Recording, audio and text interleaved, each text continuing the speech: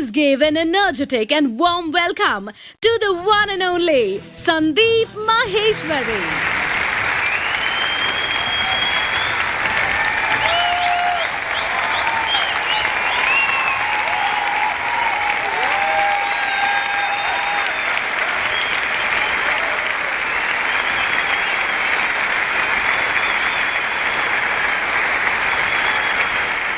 Good morning, everybody!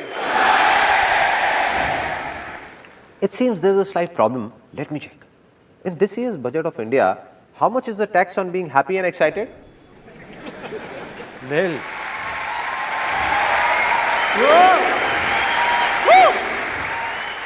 Let's try it once again with full of excitement and a lot of happiness. Good morning, everybody! 2.5 years ago, an MBA college in Pune invited me to give a speech. I prepared the speech, mucked it up for a month and was fully confident about it. No problem. I went there and when I saw 400-500 people sitting in front of the stage, I forgot everything. Blank. Didn't know what to do. Then I took that page out, the one with the speech written on it, and entered a room right behind the stage and started mugging it up as quickly as I could. Just then, a girl entered that room. She asked, "So what are you doing here? You have a speech to give." I said, "Yeah, I know, but I'm just fine-tuning it." She could sense what was going on. She asked, "So are you nervous?" I said, "Nah, do I look nervous? What are you saying?" She just folded her hands like this and asked, "So you're not nervous? Then what are you doing in the ladies' toilet?"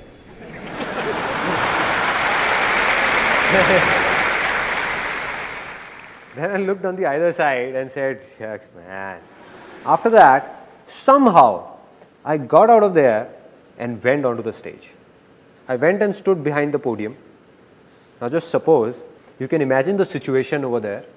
This is the podium and here I am, fully prepared. Good morning, everybody.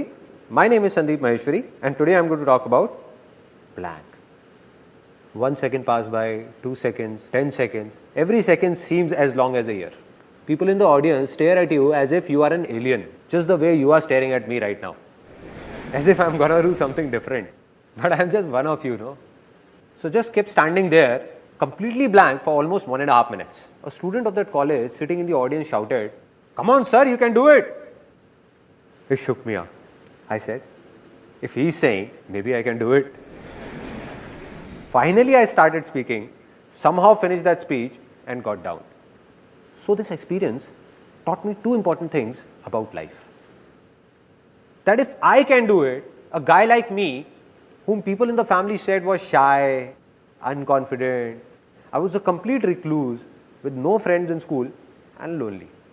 So if a guy like me, who was an introvert back then, can come on this stage and speak in front of thousands of people, let aside those 2 hours, even for 5 minutes, then anybody in this world can do anything.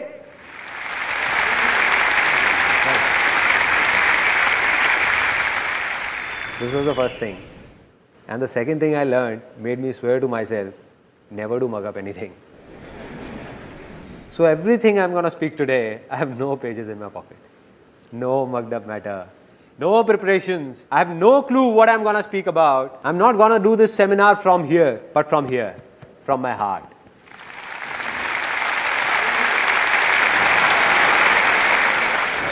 Anything I feel will be coming out directly. No filters in between. Nothing. Are you all excited? Now, your excitement level that was here has reached here. I'm going to make 3 such big commitments that your excitement level will surge from here up there, right through the roof. Okay, the first commitment, that this day is gonna be one of the biggest days of your life. One of the biggest days. And you won't be able to forget it. Never. And I'm not only saying this, I'm making a commitment in front of thousands of people whom I don't even know. And even if a single person says that this day was not that big or was not that good, then he or she can let me know at the end of this seminar and I'm going to apologize to that person in front of everyone for wasting his or her time. This was the first commitment. Now the second commitment. A lot of you people sitting here would be thinking, Okay, there must be something in it for us, but tell me what's in it for you? Why are you doing all this? What's the catch? Wherever you would have seen the word free written, it has a small asterisk on top of it. Really small, the one nobody notices. And at the bottom, it is mentioned conditions apply. Similarly, there is a small asterisk that you missed. But at the bottom, it is mentioned no conditions apply.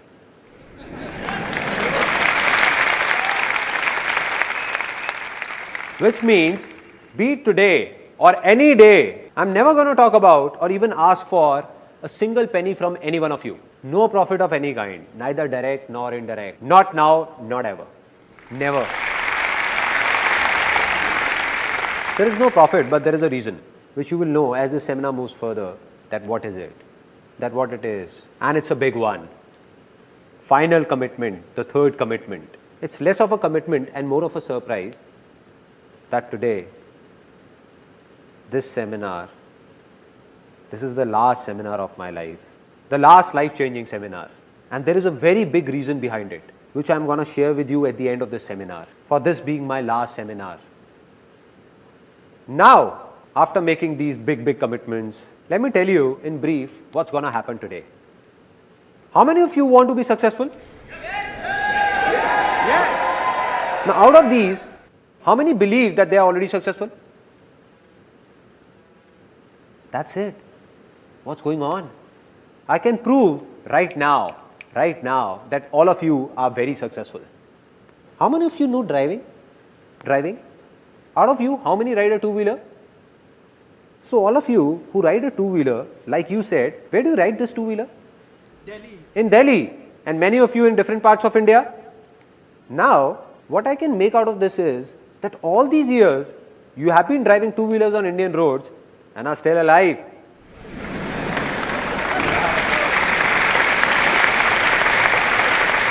Isn't this a success? Yes, it is. And if somebody has a doubt, then just ask a foreigner to come here and ride a two-wheeler. Ask him. Let me tell you what will happen. The very next day, not even 10 days, the very next day, there'll be candles lit in front of his photograph. They don't put garlands, no? And somebody would come and ask his mother, I'm so sorry, how did this happen? And his mother would say, he made a big mistake. He didn't jump the red light.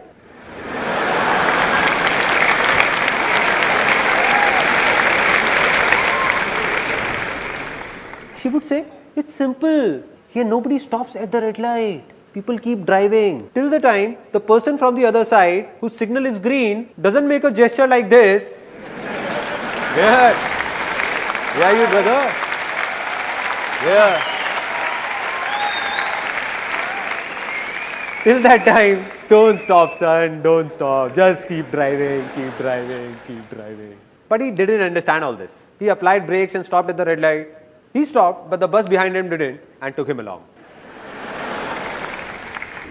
Which means that in his own life, back in his own country, he might be very successful in many things, but driving in India, he failed and failed miserably. But you all are successful. So what is the problem?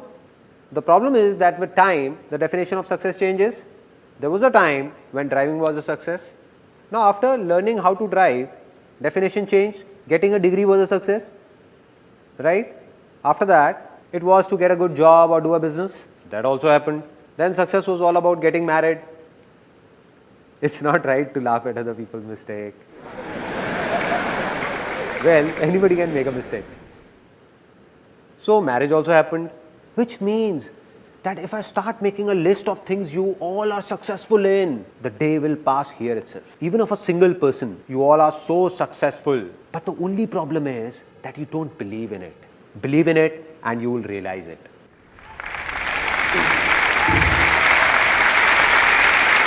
Only one person can help you or make you successful. And who's that? Can somebody tell me? Only you. Exactly. So this is what's going to happen today. All I'm going to do is make you remember that in those 90% things in which you are already successful, what did you do at that time? And once you recall those methods, the remaining 10% things in which you are stuck, all you need to do is simply apply these methods there also, and you will succeed in them as well. That's all. It's that easy. Now, there is a slight problem before we take this seminar forward, which I am not going to tell you, but show you, and you will tell me what the problem really is. Now, this is a box, and I want to put these balls in it. Now, let me give it a try. Oops, sorry. I didn't notice it. So, you know what's the problem? This box, imagine this box to be your mind, closed by a lid of your beliefs, everything that you would have heard and believed since childhood. So the moment I am going to say something that's against those beliefs, suppose I say something and you believe in something else, you will think he's crazy, let him speak. So nothing's going to enter inside. So what to do? Open up your mind so that something enters inside. So I request you all to open up your mind for the next 1.5 hours. Let it fill up with what I say. Then sit back and analyze what's useful and what's not. If you think something is just trash, just throw it out. And if you like something, keep it. But at least for the next 1.5 hours, just try and understand what I'm trying to say. Only then will something happen. Only then it will be worth it. So can I expect that all of you sitting here have opened up your minds? Yes or no? Yes or no? If opening up your mind was so simple, there wouldn't have been any problems. Let me ask you a simple thing. Who all have open minds by default? Who are ready to learn anything always? Kids, exactly. Let's give a big hand to all those who said kids. See, why are we clapping for him? Let me tell you. Not because he spoke something extraordinary, but because he at least spoke something. I asked and he answered. This is a very big quality of being successful. That it's not just about thinking, but doing it as well. So let's do one thing. I have a simple idea that let us all become kids for the next 1.5 hours. I am a kid and like me you are all kids. So are you all ready to be kids? Yes or no? Yes or no? Now that you have said it, you can't step back. Now you will see what all strange things are going to happen here. Now we play a game that's called, pay attention, it's really funny. Sparrow flies, parrot flies, dog flies, cow flies, potty flies, piss flies. Now some of you are laughing. The ones who are have already become kids. And the ones who are not laughing, they have to be kids. Kids enjoy such silly things only. Kids enjoy this only. They don't enjoy mature talks. If somebody expects this seminar is about some complex lectures, so my friend, you have come at a wrong place. If I want, I can make this seminar so complicated that after listening to it, you will say, didn't get it. Must be something nice.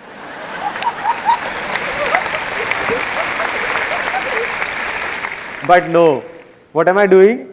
I'm just sharing my life's experiences with you. My life is easy, so I'm going to tell you how is it easy, why is it easy, and how can you make your life easy, not complicated. So, I'm going to ask you a simple question, and if your answer is yes, then put your hands up.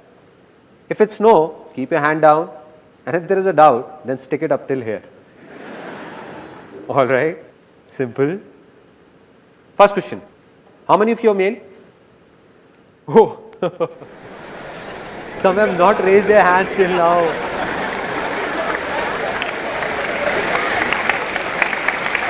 What is this going on? I asked a simple question that how many of you are male? They are not listening to me. They started looking at the person next to them.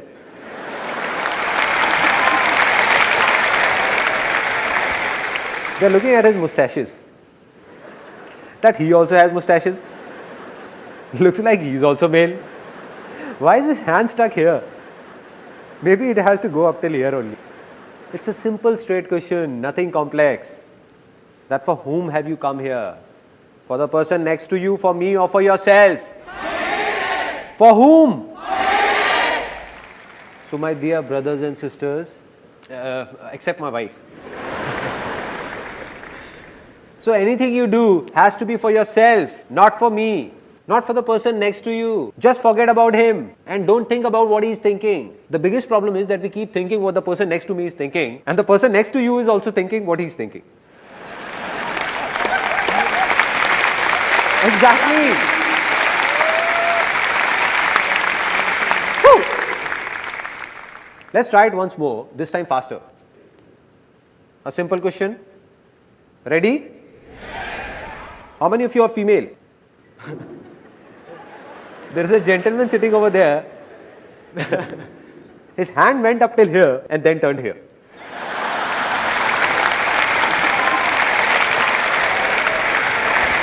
How can I make a mistake? There is no doubt. I am not a female. Have still not become kid, no. Still, there is something inside. Once more, we will do it again, fast, real fast. How many are male? Female? Male? Female? Female? Female? Male? Male? Male? Female? Male? Female? Male? Female? Woo!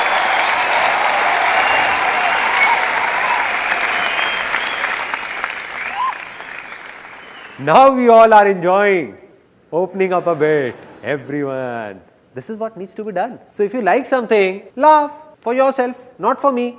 The problem is that a lot of people, when at home, while playing with kids are fine, but outside, don't know what happens in seminars, at public places. And then there are a lot of people who don't even laugh at home.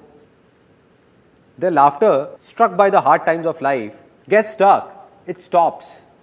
So I have given a name to such a laughter, and that's constipation smile. Meaning, stuck up smile.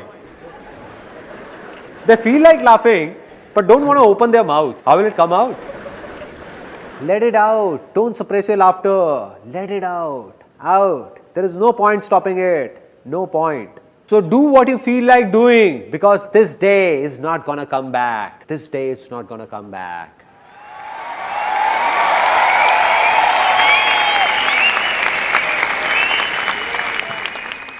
So now I'm going to narrate a story that has a deep impact on my life. Today, whatever I am, this story has played a pivotal role in it. And later, when I'm going to tell you the story of my life, that who am I, where have I come from, what I did, what all problems I faced, then you will come to know that this story had a big role to play in it. A story of King Akbar and his minister Birbal. Once King Akbar, some people are already laughing. As I said, don't laugh unnecessarily. So King Akbar and Birbal's story. Once upon a time, Akbar and Birbal were going for hunting, and Akbar slit his thumb while pulling out his sword. He cried out in pain, starts screaming, "Soldiers, go and get the first aid. I slit my thumb. It's bleeding. Hurry up. See what has happened." Birbal comes in with a smile and says, "Relax, my lord. Whatever happens, happens for the best." Akbar says, "Birbal, have you lost it? What are you saying? I thought you loved me." "Soldiers, do one thing. Leave the first aid. Take this crook Birbal, hang him upside down for the entire night, lash him up with hunters and hang him by the neck in the morning." So Birbal is taken away and Akbar goes for hunting alone. Now he goes to hunt and is caught by a few tribal men. They hang him upside down. Now there is this tribal dance going on. Hoo, ha, hoo, ha, hoo. Come on guys, you don't expect me to dance. Suddenly a tribal man looks at Akbar's injured thumb and shouts, "He is impure. We can't sacrifice him to the gods. Free this impure being. He is impure." So Akbar is freed. Now Akbar is crying. It's morning. He thinks Birbal would have been hanged by now. Shouting and screaming, "Birbal! Birbal! Birbal!" Running towards the palace. And he sees that Birbal is about to be hanged. About to be. He runs and holds Birbal by his feet. Says, "Birbal, please forgive me. You were right. Whatever happens, happens for the best. That's why I'm still alive. And look at me, I'm such a cheap fellow.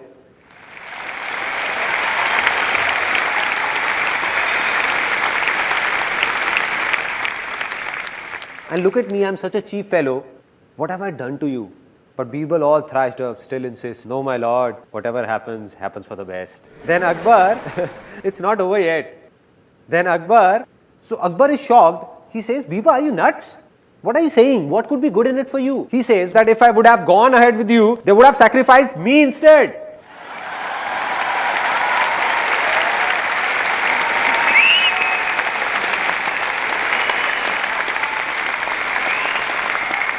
Now a lot of smiles here are transforming from constipated smile to loose motion smile.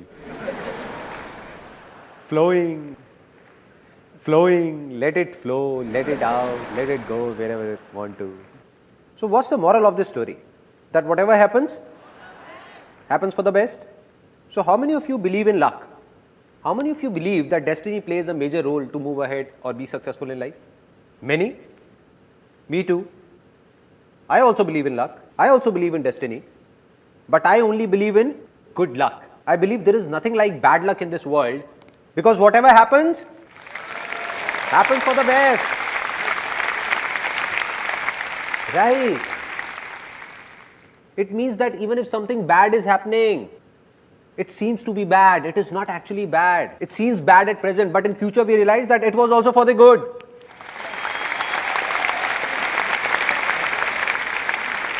So are you all ready finally to see something, to listen to something that could be beyond your thoughts? Yes or no? Yes.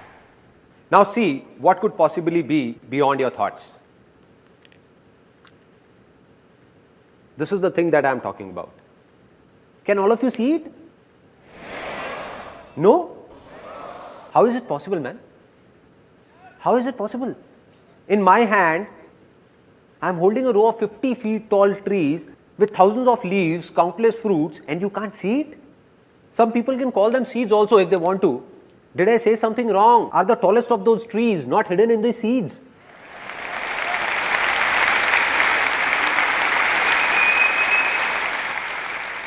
Hidden inside but not visible. And this seed will become a tree if it gets water. If I put these seeds in water, will they all become trees? Land. And that too, fertile land. If I take 1,000 of these and sow them in a barren land, nothing will happen. But sowed in a fertile land, all these seeds are trees. Simple.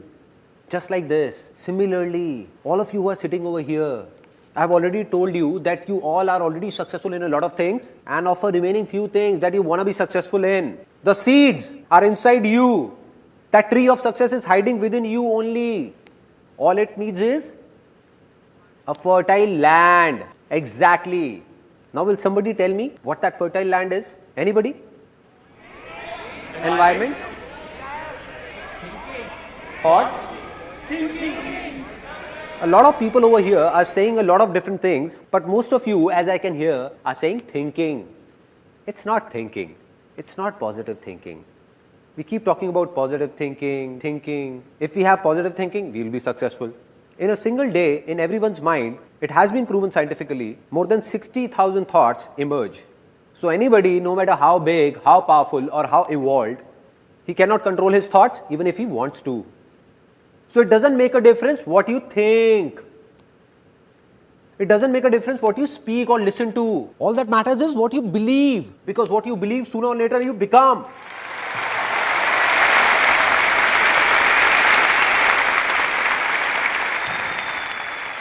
And if someone believes that he can't do anything, will he be able to do something? No, never. And if someone believes that I can do it, then nothing in this world can stop that person. Yes or no? Yes! So simple, so simple. So what am I saying? I'm saying something big that might hurt a few people. That all of you who are sitting here, more than 90% of you don't even have a land that's fertile enough to sow the seeds of success in. That very land is infertile. Strange to hear, na? Okay, I'll not comment on you, rather share my own experience. Till the time I turned 18, as a kid, I believed I could do anything. But by the time I started growing up, grew up, there came a stage in life where I believed that I'm good for nothing. Which means my land became infertile. So why did this happen? Where did it all begin? It all began in childhood. So here's a short film that you will see that will explain why did that land become infertile and how to make it fertile again. Since childhood, don't know how many times you would have heard that you can't achieve your dreams. Like your dream of piercing through the clouds in open sky. But the dream ended the very moment you woke up. Because you were told that no matter what you do, you cannot fly. Just like me, you would have heard it a lot of times that life is not easy. Rather, it's very difficult. It's not a child's play. What if I tell you that all those people who told this to you were intentionally or unintentionally lying about it? And in this whole world, anybody who has been successful has done so by keeping that little kid inside him alive and not by killing him. That kid who is not afraid of dreaming, who learns to walk by falling again and again, who believes that he can do anything, who not only flies in his dreams, but in reality as well. So are you ready to become a kid once again? Because being successful is not a man's task. Rather, it is a child's play.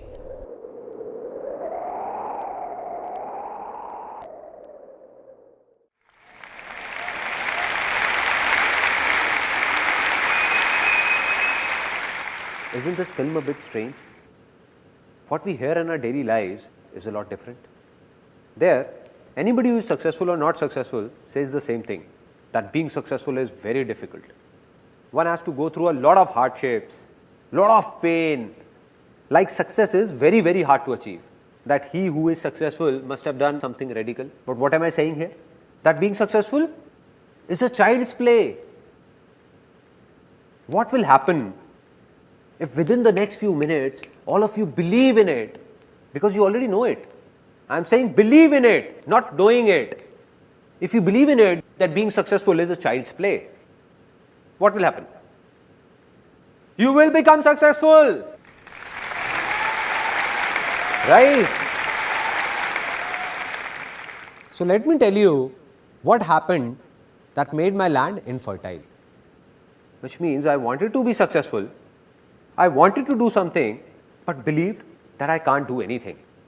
As a kid, I dreamt of flying in the sky. But by the time I grew up, I was even afraid of walking. There was a stage in life when I thought I can't do anything. What was the reason? The root cause. The root cause is somewhere in our childhood. How many of you are from a middle class background? A lot of you. I also hail from a middle class background. My family, we used to live in a small house, just a 2-room set. We had limited income with a rented accommodation. I had a friend in the neighborhood by the name of Puneet. They were well off and his dad got him a brand new red bicycle, imported cycle. Earlier when we used to go to the park, we used to race and I always won. But now, since he was on his cycle and I was on foot, I used to lose. So one day, I went back home after losing again and demanded the same cycle from my father at any cost. That too the very next day. I don't know anything. My dad said, it's not like this. It's your birthday after 6 months. I'll get you the cycle then. But I was unmoved. The next day, tired, when my dad returned from office, my mother went up to him and said that Sandeep has not eaten since morning. And he's really angry, adamant about the cycle. Why don't you get him one? She vented out on dad. And my dad was furious to hear all this. He said that I am no Tata Birla who would fulfill all his demands. I can't get him a cycle. Do whatever you want to do and leave me alone. Dad was really angry and I was standing outside. And after such a heated conversation, I preferred to stay out of the room. The next day, I walked up to my mom and said, I would be around 5 or 6. I asked mom, what was dad saying? Tata Birla. What is this Tata Birla? So my mom replied that these Tata Birla are people who are billionaires with a lot of money. So I became really happy and asked, so why are we not Tata Birla? And my mom got irritated and said, I don't know why. You just go out and play. Go, don't read my brains. Just go, no. I went out, there was an auntie living next door. I went up to her and asked, Auntie, who is this Tata Birla? Heard about them? The next day I came to my mother and said it. Mom, when I grow up, I'll become Tata Birla. Till there, it was fine. Like every mom, she also encouraged me saying, why not? And she said, you will become Tata Birla. You will become Tata Birla. You will. One day you will. But the mistake she made was, right now my mother is sitting here. So what she did was, she told everyone in the family, all my uncles, aunts, friends and relatives, that Sandeep will become Tata Birla. My son will become Tata Birla. Now what happens, like if there is a marriage or an event in the family, when people get tired of singing and dancing, no, they need kids for entertainment. True? Right? Kids are called. Come here kid, come. Recite a poem. Okay, tell us, do you like your dad more or mom? What happens? And everybody enjoys. In my family, they used to call me. So my aunt used to call me, oh Sandeep, come here. Yes auntie, what is it? And she used to tell everyone, just wait, look, he'll speak. Now, with everyone eagerly looking at me, then she used to ask, Sandeep, what will you become when you grow up? And I stood there feeling shy, looking down, really shy. She prompted me again, speak up baby, speak up. Don't be shy, speak up. Tata Birla. Saying this, I would run away. And they used to laugh and call me later, kissing me, hugging me, and they used to say, ay, such a cute kid. Why not? He will become Tata Birla one day. You will know once he grows up. Innocent kid. If a kid from a middle class background says that he will become a billionaire, what will happen? People will laugh at him, no? Because we can't accept these things. And that's what happened. Everybody used to make fun of me. All of them. They thought he's just a kid. What difference does it make to him? He's just a kid, no. They were wrong. Because a kid understands everything. He doesn't understand a joke, but he understands when others are making a joke out of him. I didn't know what's Tata Birla, but I knew that everyone is making fun of me.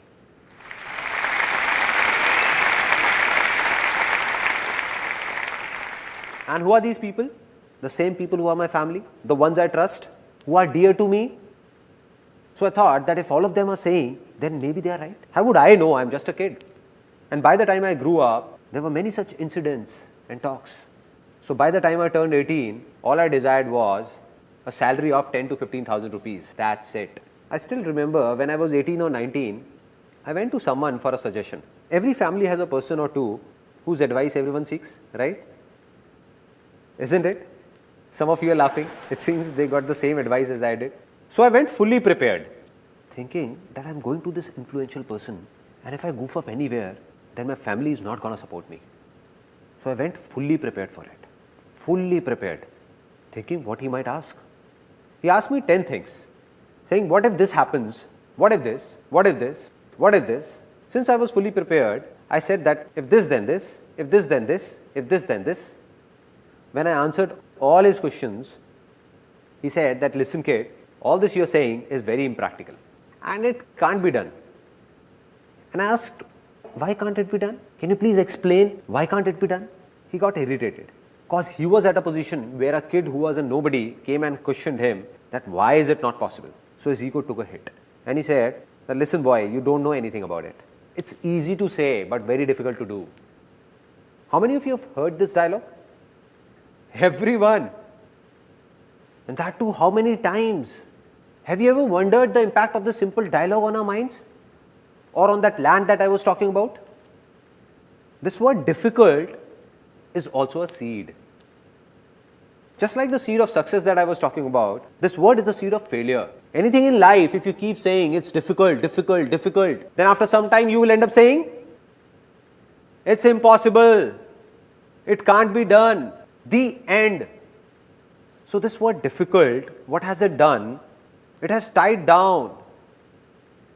It has tied down each one of us like a rope does. Just like an elephant in a circus who was tied with a rope when it was small.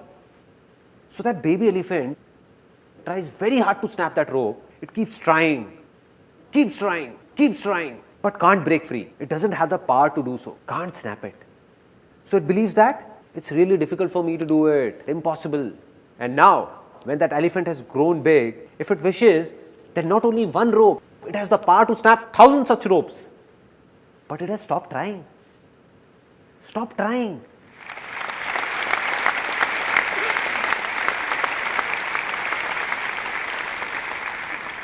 If someone sneaks in and whispers in that elephant's ear, that dude, you have the power, Just give it a shot. You can do it.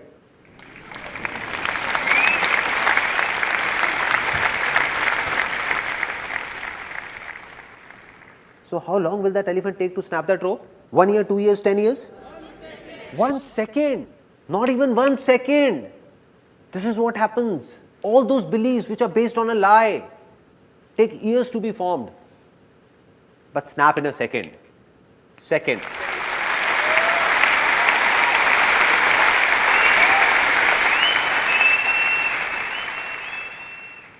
So I'm giving you a few examples of how these false beliefs are broken. For centuries, man believed that the earth is flat. It's flat, flat. For thousands of years, people used to say it's flat. Then suddenly, a few years back, a scientist discovered that the earth is round. And what did everyone start saying? That the earth is round, round, round. Which means that belief took centuries to be formed, but collapsed in a second. The moment it faced the truth, it was gone. Similarly, all such beliefs are based on lies. All are lies. The moment they face the truth, all of them will collapse. And sometimes when they collapse, when they face the truth, some people get shocked while others take pleasure in it as well. Like it happened with one of my uncles. He had made a belief of his own, that my son is going to marry a girl of my choice.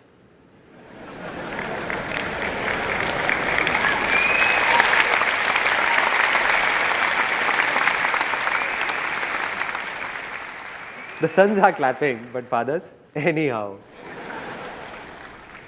Now what happened? It was his own belief, but it's not true.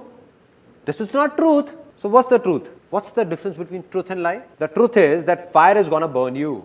No matter whether you are an Indian, American, Australian or whoever, fire will burn you, and that's true.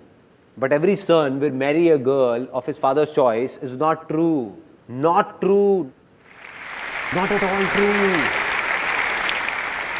He just formed it. So what happened?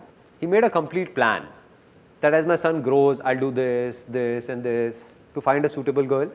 And there was another thing in it that I'll make him do MBA from London. And once he does MBA from London, it will look nice on his biodata for marriage that the guy has done MBA from London.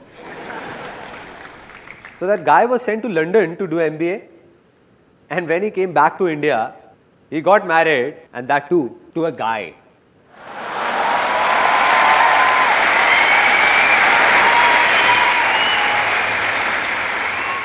This is how false beliefs snap, like this. I'm not talking about right or wrong, but I'm just giving you an example. How these beliefs shatter. And in the same way, all your beliefs formed by you, which are stopping you from moving ahead, that have made your land infertile, are going to be shattered in the next 20 minutes. All of them. All of them. All of them.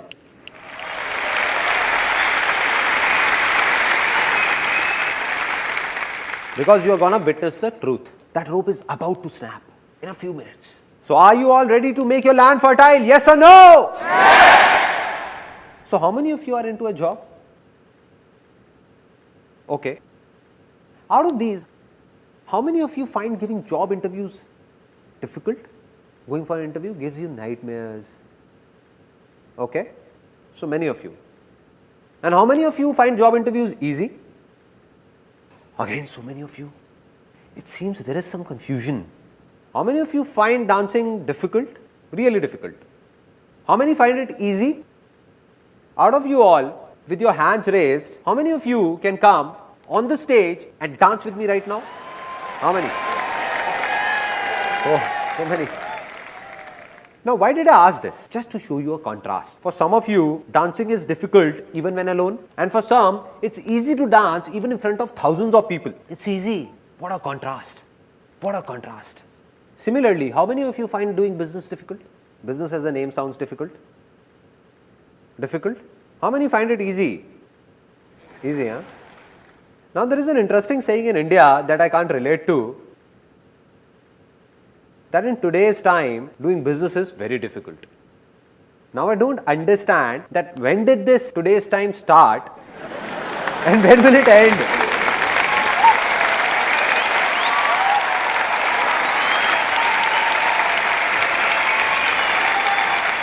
Till what time is this today's time gonna go on? So there is a simple thing that's clear now, absolutely clear. Sometimes we are so busy with our lives that we don't have the time to think about these minute things. We keep waiting that someone from somewhere will come and tell us a big secret. A big secret. Or lightning will strike us, giving us that idea which will make us successful overnight. And we keep looking for that idea. Right? While the secret of success is hidden in these minute things and not in big philosophies. If we understand small things, big ones will also be understood automatically. And what is that small thing that I am talking about? That be it a job interview, be it dancing, be it a business, or be it anything in the world, it just seems to be difficult. In reality, it is neither difficult nor easy for those who believe it to be difficult for them. So today or tomorrow, it keeps getting more and more difficult for them. And for those who believe it's easy for them, it keeps getting easier for them.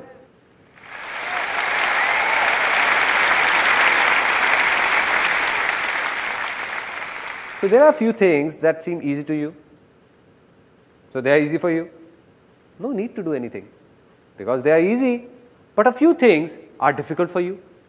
If somehow you start believing that all those things which are difficult for you are also easy, then what will happen? They will become easy.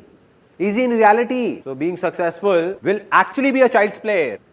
Right?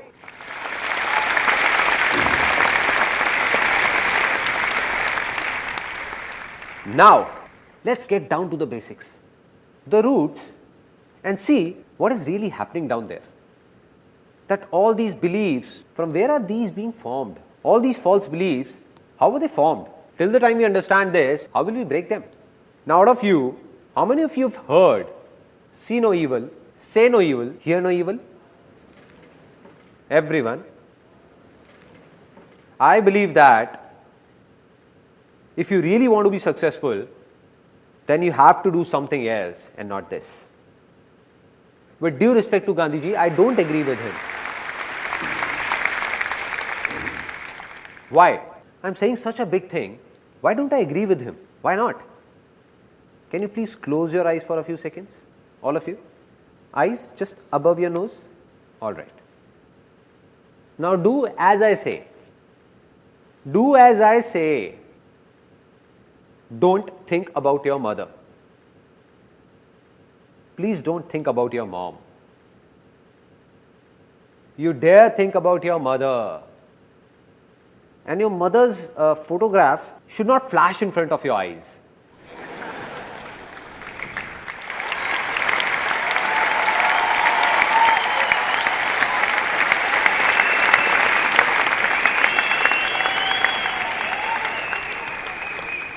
What all was happening? How many were thinking about their father? I was saying, don't think, don't think. But even then you were thinking just about her. See, here is an interesting fact that how does a mind work? See, our mind cannot think in words. It can only think in images. It can only think in pictures. For example, I am saying terrorist. Whose image comes in your mind? Kasab. Osama bin Laden. Nobody is saying wife, right? Don't you dare.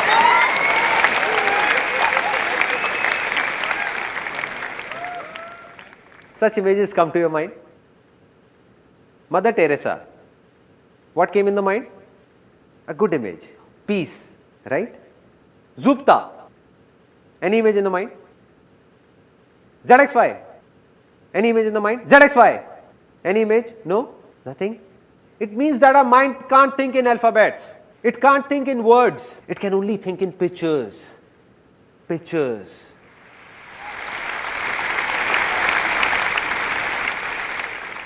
So, nothing can be changed by just speaking about it, whether it's easy or difficult. Anything we want to do has a good image in our minds, we find it easy.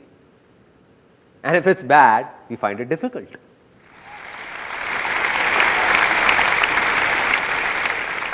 Now I'll tell you about a very interesting experience of my life When I was a kid, I didn't know about all this, because of which created a lot of embarrassing situations for me.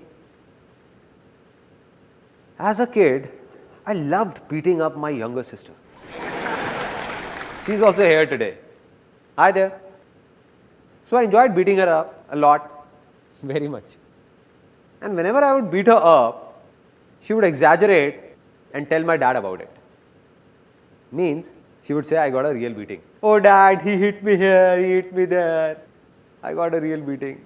Dad would have just returned from office, all tired, irritated, and he would start every day, regularly, almost every day. Are you an idiot? Is your mind full of trash or what? Don't you understand? How many times have I told you not to hit your little sister? Not with your leg. She is considered to be the goddess of wealth.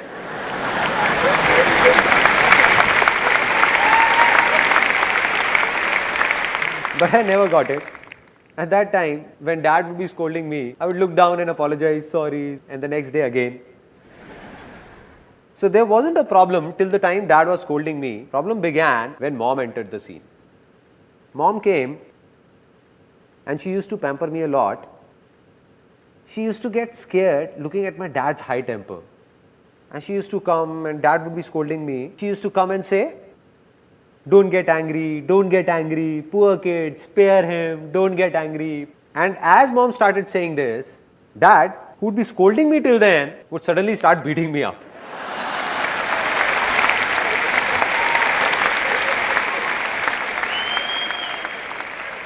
I used to think, Mom, why did you have to be here? Why did you have to be here?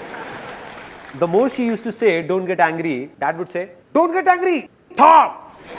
He deserves it, Tom! Don't you dare! Never do it again. I couldn't understand it back then, but today I can understand the problem. Problem is that our mind doesn't think in words, but in images. The moment mom said, don't get angry. So what happened? The image of anger came in. Don't. Any image of don't? Nothing. Get. Yes, do it. So,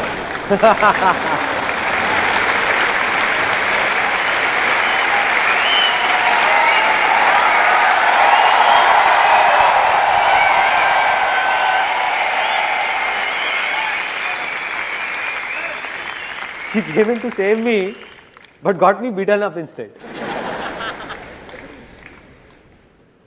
Similarly, if we see two guys fighting, involved in a heated conversation, you don't know me, man, you don't know me. You don't know me, man, you don't know me. And somebody would come and say, don't hit him, don't you? No.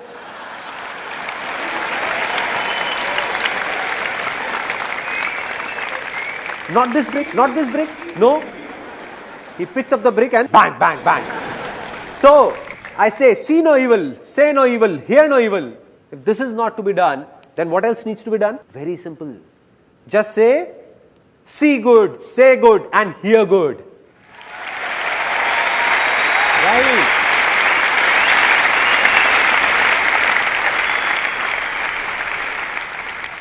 But it is also not something new. Everyone knows about it. And this is called positive thinking. Everyone is talking about it. Anywhere you go, to think positive, think positive, think positive. Does it make a difference? To some extent, yes. To some extent. Because positive thinking is like allopathy and not Ayurveda. It's a temporary relief. What does allopathy say? If you have a problem, take a medicine and cure it. Medicine and cure. What does Ayurveda say? That you make your body so healthy that you don't need to take medicines at all. That's the difference. You will read a positive book or go to a pleasant place, the effect will last for some time. It's absolutely true, and it applies for this seminar as well. That its effect will last only for some time. A few hours, a few days, or maybe a few months. And after that, back to normal life. Back. And what's the reason? I've already told you that anybody, no matter how evolved, he can't control his thoughts because in a single day, more than 60,000 thoughts cross by.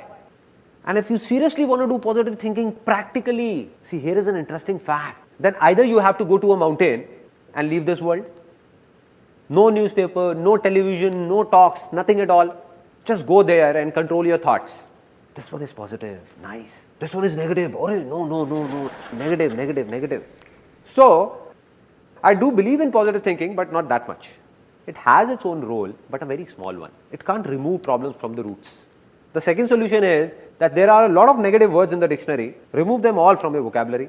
Means you don't have to speak them. Because if you only speak positive words, something good will happen with you. But are these two things practical? Practically doable? Is there someone who says I can control all my thoughts? Anybody? So what needs to be done? What's the solution? It's simple. If I tell you to let those negative words in the dictionary be, don't remove them. Don't control your thoughts as well. Just take one word that is the root cause of all your problems and failures. The root cause. Take that one word and throw it out of your dictionary. Can you do this much? Yes or no?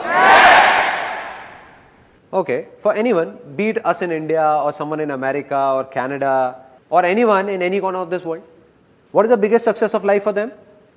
The biggest. Name, fame, money, happiness, health.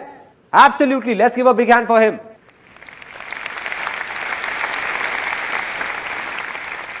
No success is bigger than health. A man with a lot of name, fame and wealth but without health, is he any good? All is waste, no use. No success is bigger than health and we all know it. Nothing new in it.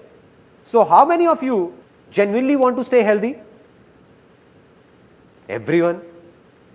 Out of you, how many know that the best way to stay healthy is to get up early, go to a park, do yoga or do jogging? Everyone knows. So now how many of you are actually regular?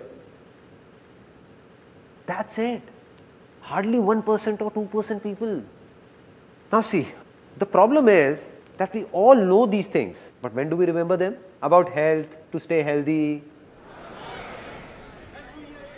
The time we are sick and visit a doctor or visit a relative or a friend in a hospital, when the doctor warns us that either you do something now or the Almighty will do it. Cholesterol levels, man. Right. And then suddenly we wake up saying something needs to be done now. And from that very day, you make up your mind that from tomorrow morning 6 o'clock, I'm going. Everything is planned. Left office on time. Thinking I have to go, I have to go, have to go, have to go, have to go. It's around 10:30 in the night and you're feeling sleepy, trying to sleep, lying down, eyes closed. You know to wake up early, you need to sleep early. Just then, you heard your famous TV soaps tune. Na na na na.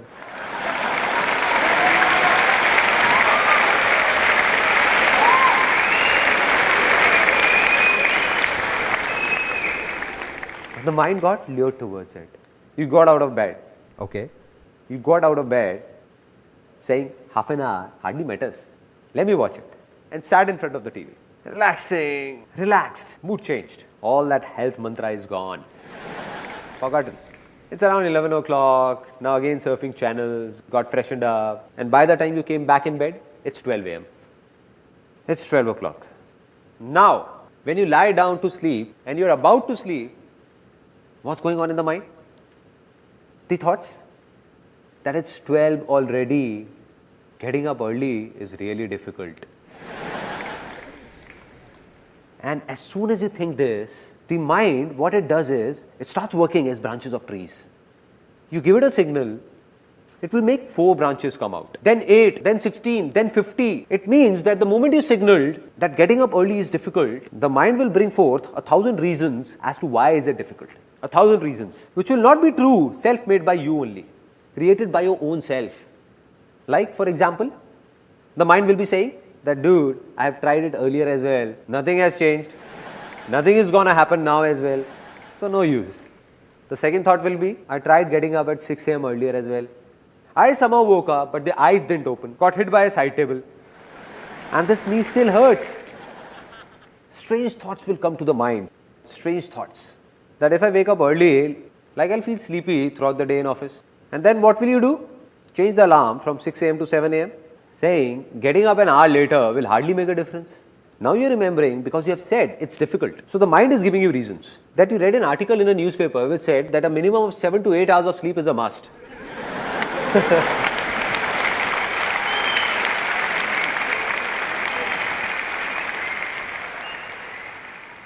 Apart from this, some people's reasons are even stranger. Like one of my friends, I told him that from tomorrow morning, you come along with me and let's go jogging. He said, I'll not go in the morning, I can go in the evening. I said, why? Why not in the morning? He said, I go to the park in the morning and I see that man and I don't like his face. I said, what kind of reason is this? Now the solution of this problem. And it's really simple. That very moment when this thought comes to you, when you're just lying down, all you need to say is that no matter how late I sleep in the night, getting up early is easy for me. It's easy.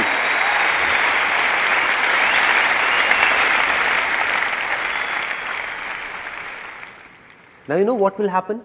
Really? The moment you will say it's easy, a voice inside you will say, are you crazy or what? How is it easy? Because we aren't used to it. Then you will say it for the second time, it's easy. Then for the third time, it's easy. Getting up early is easy. The moment you say it 3-4 times, your mind will give you 1,000 reasons that will prove it's easy. It will go in the opposite direction.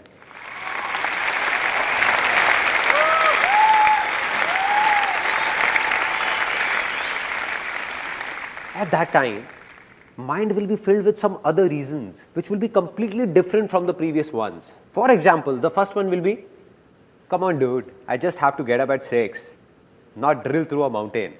Earlier also so many times I have caught a train, and to catch it, I woke up at 4 in the morning, 4 a.m. and that too on my own. 5 minutes before the alarm went off, I woke up myself. I can catch the train again even if I miss it. But where will I get this body from once the health is gone?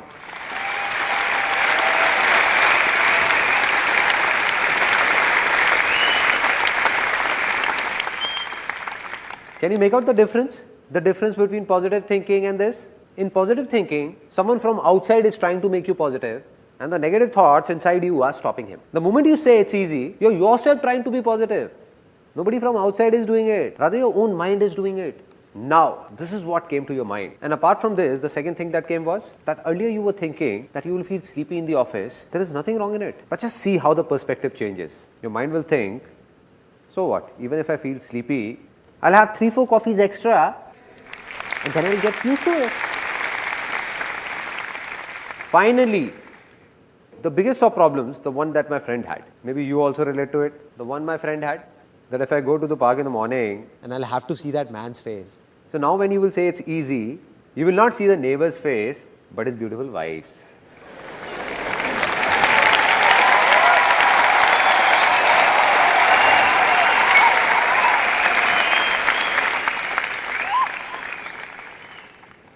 It's that simple. This is it. Be it the smallest to the biggest of problems of your lives. Just take these 2 words and stick them up with all these so-called problems. The day it starts coming from within, that it's easy, that day, everything will become easy. And this is the biggest secret of my life. The biggest.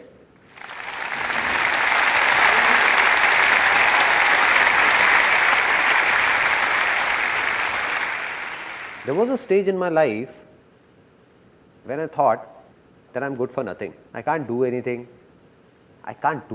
Nothing at all. Went to a call center for an interview, don't know where all I went, did what not, but didn't get a job. It was a stage that if someone would have offered me 6,000 rupees for which I would have to work for 12 hours, slogging for the entire day, doing heavy loading jobs, I was ready. There were such major problems in my life. At that very time, an exactly similar moment came in my life. The same moment that's going to come in your lives in some time. When I watched someone, just the way you're watching me now, I saw someone who appeared to be just like me. Exactly like me. 2 eyes, 1 nose, 2 ears. I said he looks just like me. And when I heard him speak, a voice came from inside me. Nobody said anything, it came from inside. That if he can do it, so can I. If it's easy for him, then it's easy for me as well.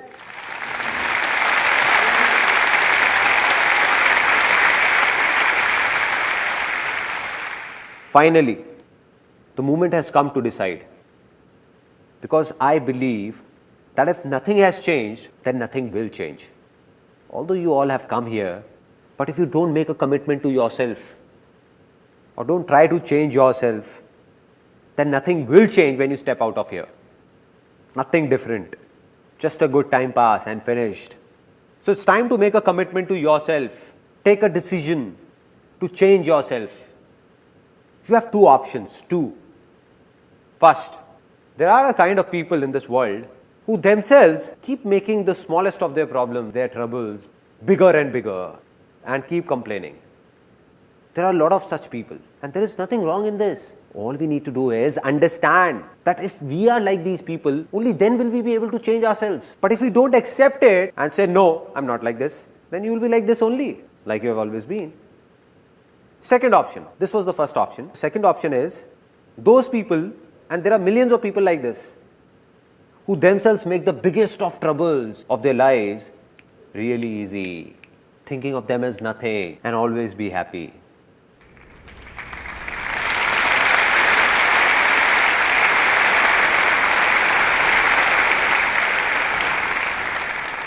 So what have you decided that from now on, will you be happy or just complain? Be happy. Now, the moment I was talking about has arrived. I'm going to ask you a question from the bottom of my heart, and the ones whose inner voice comes out, for them, the land has become fertile. Fertile. Anything that was past has passed. Let it pass. But today, do you believe you can change your future? Yes or no? Yes or no? Yes or no?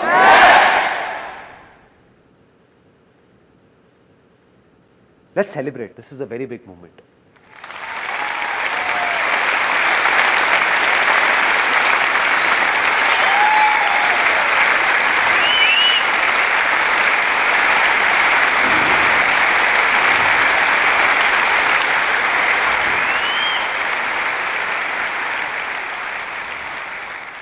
And I'm not just saying this, I can give it to you in writing, signed if you want.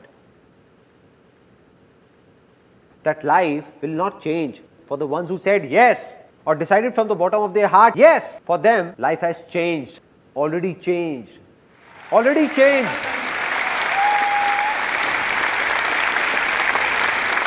The land has become fertile. Done. There are people in this world whose problems could be 100 times bigger than yours, but then also their success is also 100 times bigger than yours, which means that problems and success don't have a direct connection. It's all about what you believe in, something we have just realized.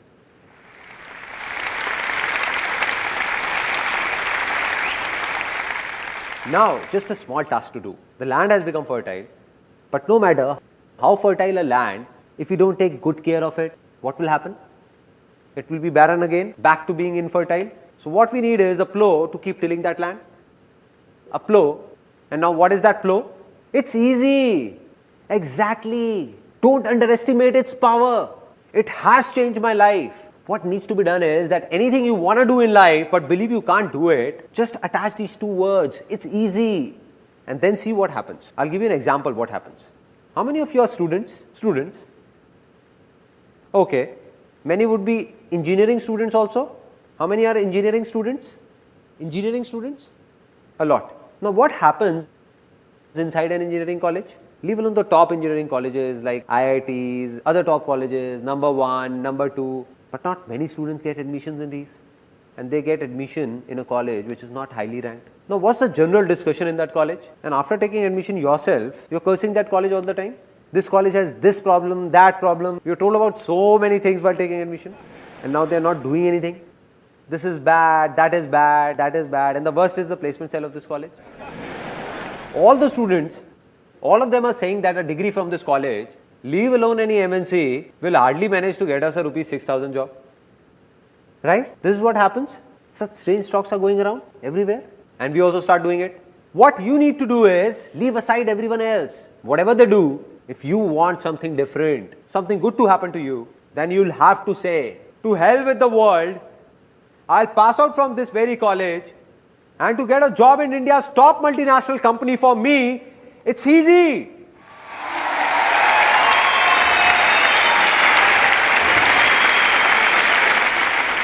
Right? Let those 99% people say it's difficult. Let them do a 6,000 rupee job. Let them fight over it. I'll get into a top company. Now what will happen when you say this? From outside, you will say it's easy, but the inner voice will say it's difficult. Again from outside, you will say it's easy, but the inner voice will repel, saying it's difficult.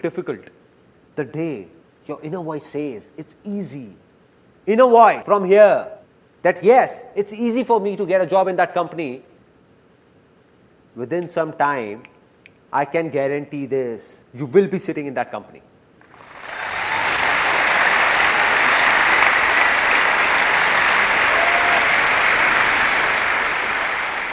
And this is not something theoretical that I am saying.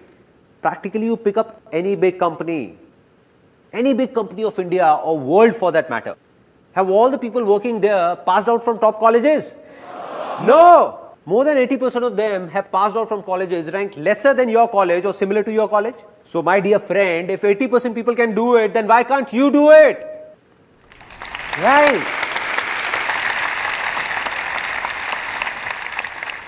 When you say it's easy, then you will see millions of people who have passed out from even lesser grade colleges and have opened up massive companies in their own names. Right? Now, till here it's clear, our land is fertile, we have got a plow, but if we keep sitting and just say, it's easy, will something happen? Nothing will happen. Means something needs to be done. It's time to do something, to decide what needs to be done. Without this, nothing will happen. Now, this is where a lot of people get stuck. Some say, there are a lot of options, what do I do? They say there is a confusion, what to do, what not to do. Many of you. And then there are those who say, we don't know what to do. We don't have an option, zero option. Right? Two kind of people. And now, to decide what to do and what not to do, saying it is easy, but doing it is? Some of you said it's difficult. It's easy, right? See, there are only two options. Only two options. Very simple. First, to listen to your outer voice. And what is this outer voice? What others say. What others do. What did he do that made him successful? What is he doing? Or asking for advice from someone. Like what should I do? Or what career to pursue? Once a guy came to me and said, please tell me an interesting business to start. I said, these days, space tourism has great scope.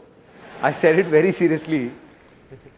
He asked, what is it all about? I said, nothing, you just buy a rocket, take people in space and take them to moon. He said, why are you joking, man? I said, who started it first?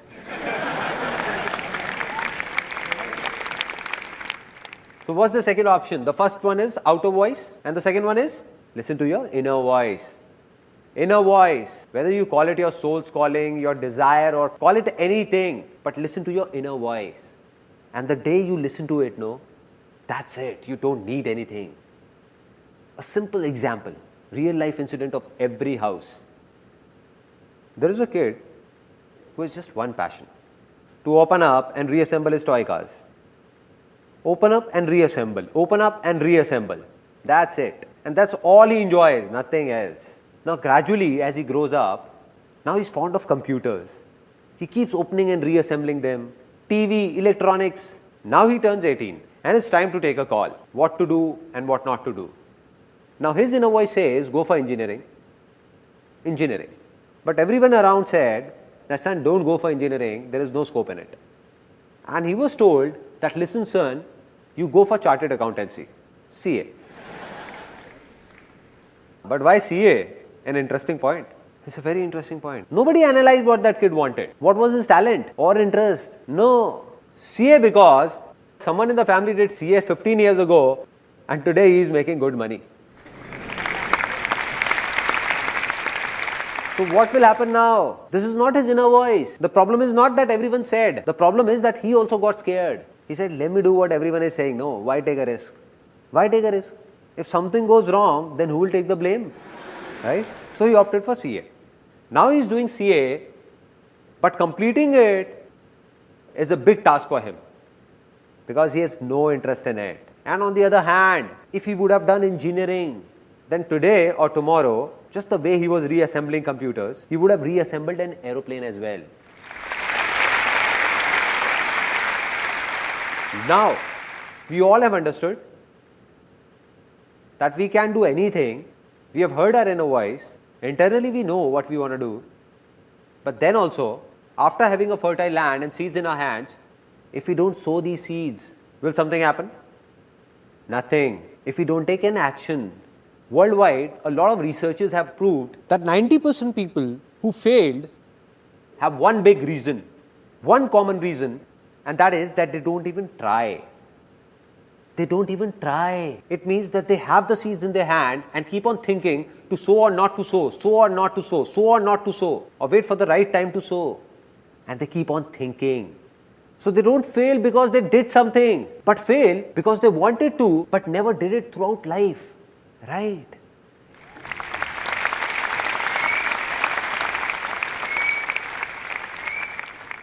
Now we understand that the problem is not taking an action. Let me ask all of you, why don't we take an action? We know we have to do this, still we don't do it. Why? It's one word, one word. Fear. Risk. And that's completely genuine. I'm not saying it's wrong. It's completely right. Because we are not alone. Today your inner voice says, I must do this. You also have your family, your house, kids and everything. How will you do it? There is a risk involved. Rubbish. All rubbish. I don't buy it. Why so? Because there is nothing known as risk in this whole world. God or whoever created this world didn't make anything by the name of risk. It is man who is creating risk for his own self. We are ourselves creating risky situations for ourselves and are getting scared of them. A little kid who is just born. We tell him impatiently, everybody encourages him to run. Run kid, run. What will happen to the kid? He'll break apart. He'll fall. Right? It's risky.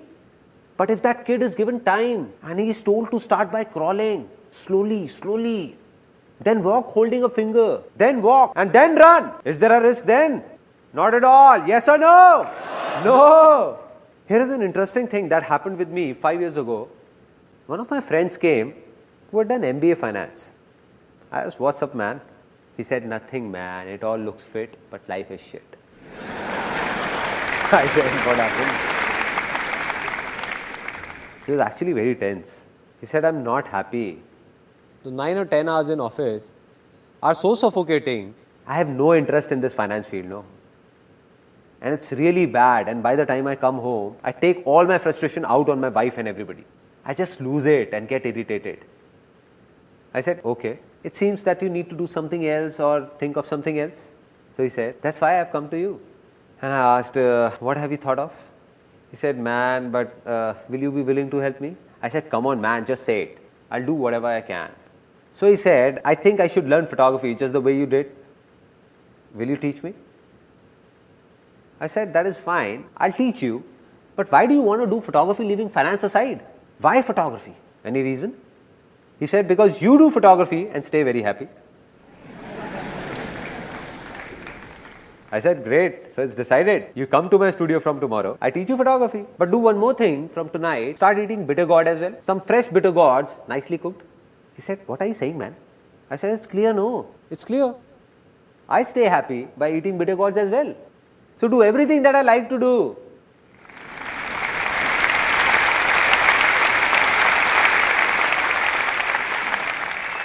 I said, listen man, you were about to make the same mistake you did many years ago.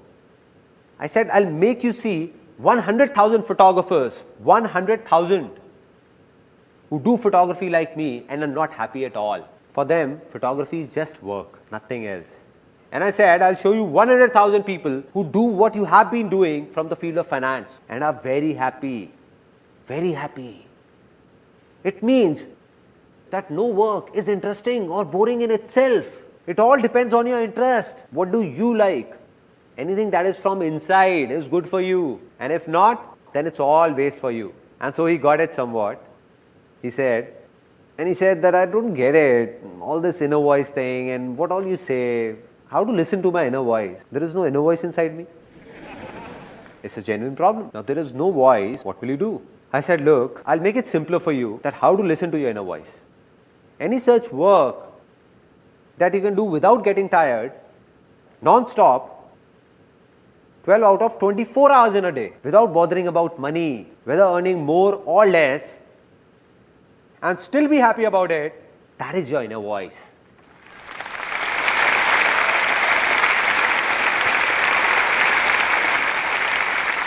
So he smiled a bit. I saw his eyes lit up. He smiled and said, "This is great, man. But there is only one such work that I can do for 12 out of 24 hours. I said, "What is it?" He said, "I am very fond of eating." I walked up to him and touching his bulging tummy, I said, "Well, I can see that."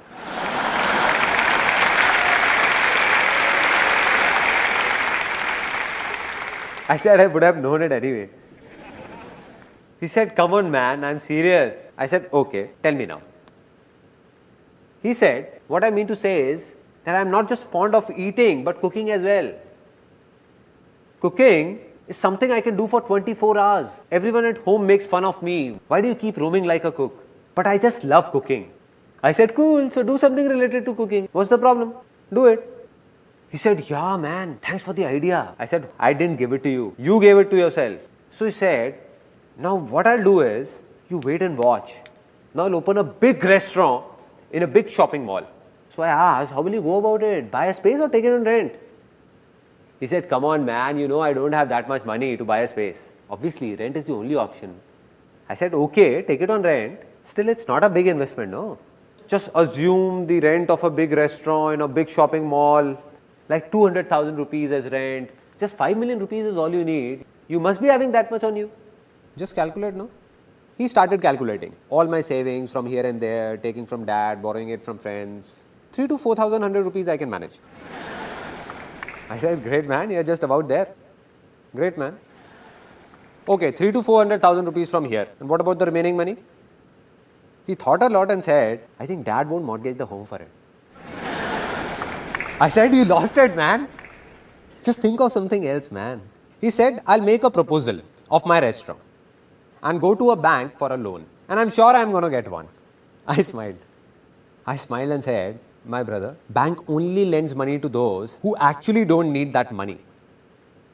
Right.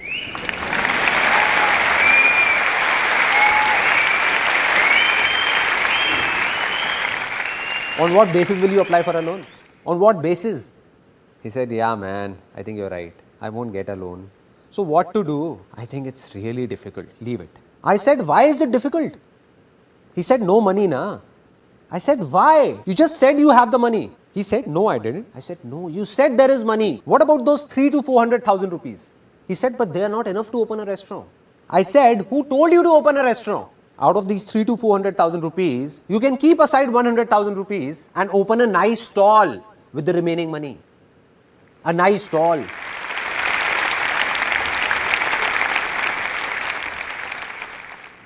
He said, "Come on, man. I'm MBA finance. I won't put up a stall." I said, "Why? What's the problem? Put up a nice stall." He said, "No, man, I can't put up a stall. Try and understand." I said, "I am understanding it, but you are not. Let me explain that why you don't want to put up a stall. You know if you put up a stall, you will be happy. You will enjoy it. You will cook food, serve it, and people will pour in. And today or tomorrow, you will open up a big restaurant as well from that stall. And you know it. But then also you won't do it. You know why? Because you are thinking that what will my father-in-law say that I got my daughter married to an MBA finance and he has put up a roadside stall." Right? I said, "This is the reason, no? That what will he think? What will your family think? What will your wife think? What will everyone think?" Great. Keep thinking. He said, "Yeah, man, you are right. But still, I can't put up a stall. Not a stall." Now, this is a big problem. Everyone's falling prey to what will people say. What are they? The biggest problem. The biggest.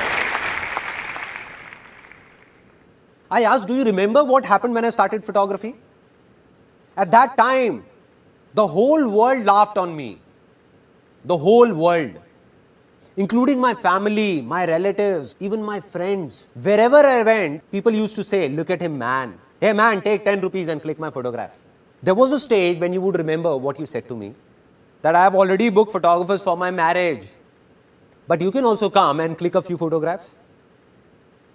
If at that time I would have thought that what will you think or others like you would think, then I would not have been here today.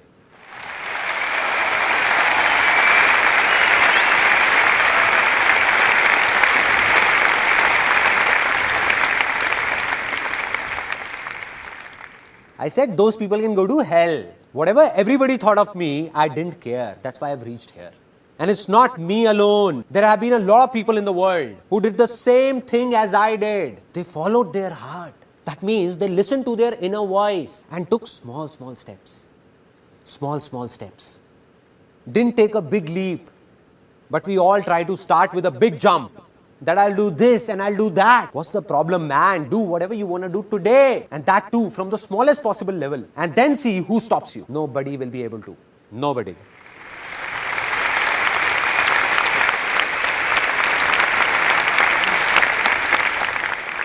What we want is that here is a seed in our hand and somehow it should grow into a tree overnight. A fully grown tree within a year. That's it. Is it possible? No. So what's the right way? To sow the seed. Take small steps in the beginning. Never try to force it out. Take small steps. That is, neither to run nor to stop. Just keep walking. Keep walking.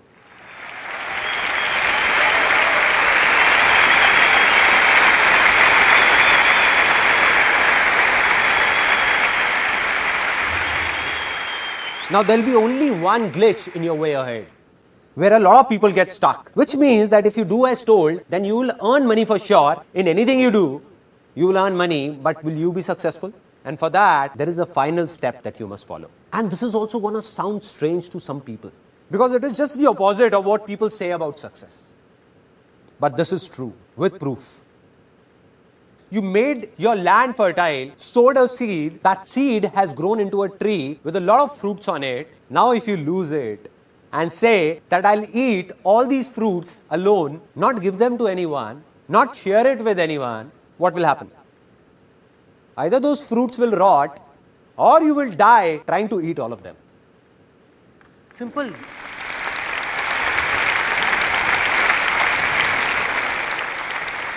Now here's a story that has a deep impact on my life. Two farmers in a village used to do similar kind of work. Both died and went to God. When they reached, God asked them, so tell me sons, what do you want to be next? What do you want? So the first farmer, full of frustration and anger, started complaining, what God, what a pathetic life you had given me. I had nothing on me, nothing. Look at what you did to me. Whole life passed working like that ox in the field, working. Whatever I earned, people used to take it from me. Nothing stayed with me. Nothing stayed with me. So God, in my next life, please make sure that I don't have to give anything to anyone. Rather, everyone should give me money from everywhere. Everywhere. God said, so be it, son, go. The second one came, God asked, what do you want? He said, God, you gave me so much. I have nothing more to ask for. A good family, a nice work, a nice village, no shortage of food ever. I never slept hungry. But there was just this one thing missing in life. At times, a few hungry people used to come to my door asking for something. Just do something that nobody should go hungry from my door.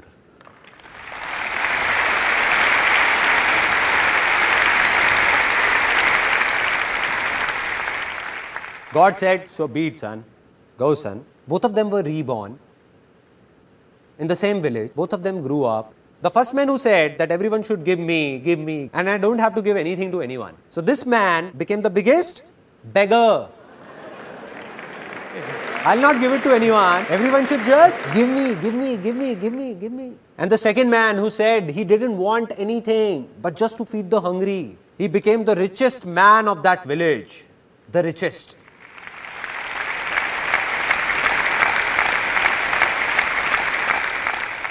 It's simple.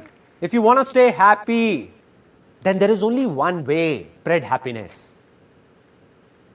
Spread happiness.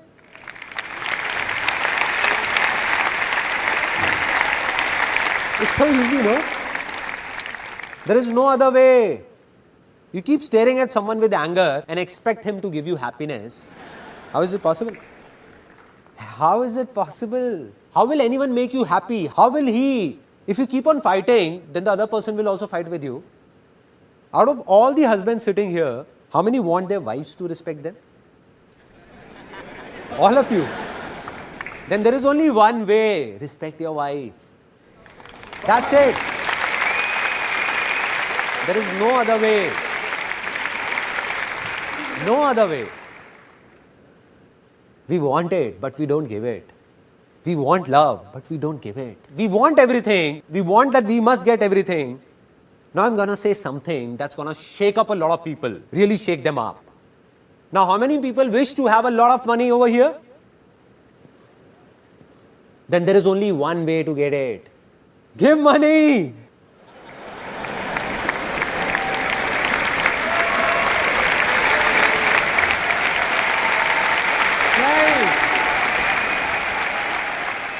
Some of you are not clapping, looking at me very seriously, thinking that I'm going to come up with a box. 10 rupees, 10 rupees, 10 rupees, 10 rupees, 10 rupees, 10 rupees, 10 rupees, 10 rupees.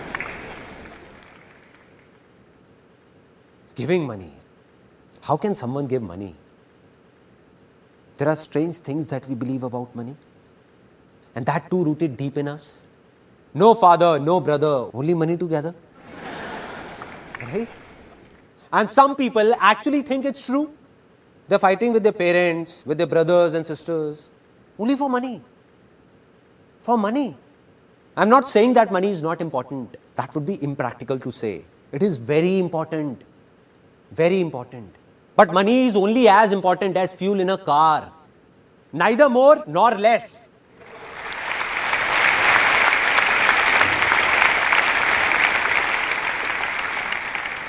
Without money, the car of your life won't go on. This is true. But how many of you drive your real car or bike just for fuel? Just to collect fuel? Take the car to the pump, buy fuel, keep it inside. Take it in the car, take it in the car, from here in the car. How many? Anybody? So what happens when it comes to money? Why are we stuck there? And that's where we make a mistake. Why? Because a lot of people in the world are doing it. So we think maybe this is right. When everyone is doing it, then it must be right. We know this is not right. Filling every corner with fuel, fuel, fuel, fuel. So much fuel that there is no place for anyone to sit in the car. No place to even breathe. One day a slight spark will burn everything up and we will perish in that fire.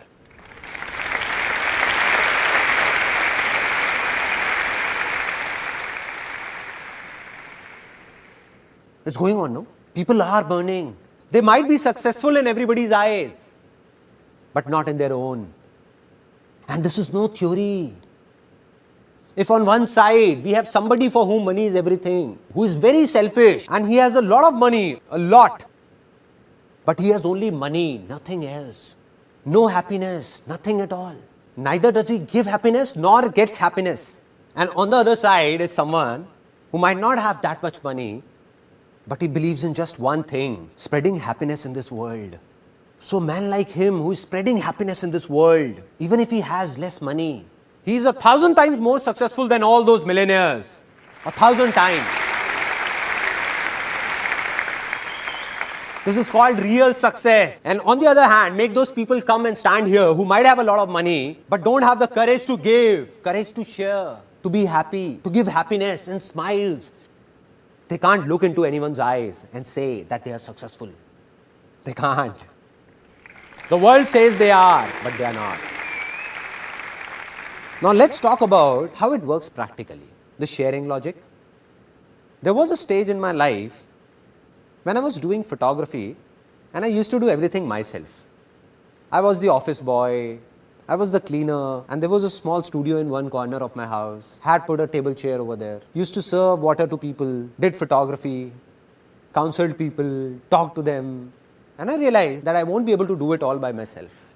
So I recruited a female on somebody's reference and a female joined. Now when that female came for the job, she asked for 10,000 rupees as salary. I can't give you 10,000 rupees, but 8,000 rupees is fine with me. So she joined. And within 2 months of when she joined, work started increasing at a good pace. After 2-3 months, I thought that presently I earn 20 to 25,000 rupees a month, out of which this girl only takes 8,000 rupees. I have no sense. So I told her politely that I can't give you 8,000 rupees, but 6,000 rupees is fine with me. Do it or not, your choice. And she left. After she left, for 1 complete year after that, I was stuck where I was. Couldn't move ahead a single step, even a single step. Anybody, anywhere in this world, if he says that he can do everything alone, then he is lying. He needs people to help him out.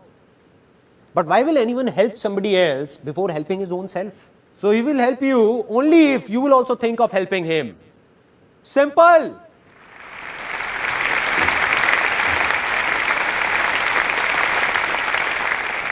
Let me ask you a very simple question. If there are 2 companies, so out of those 2 companies, the first company, while taking your interview, makes false promises by saying that we will give you this, don't worry, all will be good.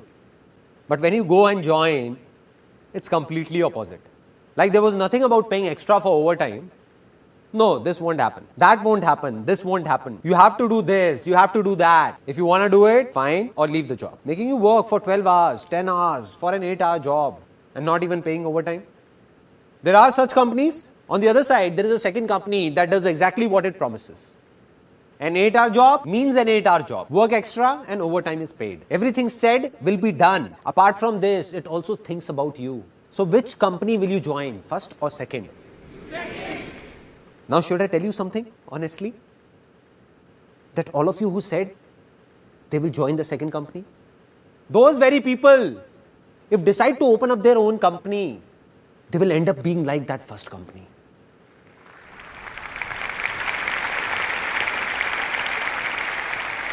They'll forget about it. Now when they will have their own company, they'll wish to get an employee worth 8,000 for just 5,000. What are we doing, man? What are we doing? There are 2 kinds of people in this world. Those who believe in sharing and those who don't. Now the ones who don't will today or tomorrow have their hands and legs cut. There'll be a stage when everyone will leave them and go away to join those people who believe in sharing by their heart. Today they have 2 hands. Gradually they will have 4 hands.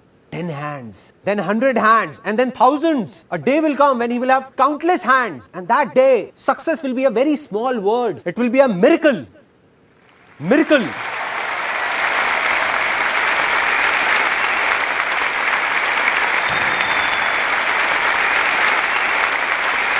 People will say impossible. How did this happen? How can this happen? How did this happen? How can he in such less time? How can he do it? How can? It's simple, man. He knows about sharing and you don't. The day you do, your life will also be full of miracles. Everywhere.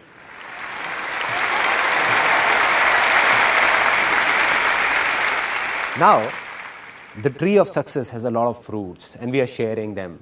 Knowing more fruits will grow. We are sharing. So you have become successful. But now the question is, who am I? What's my story?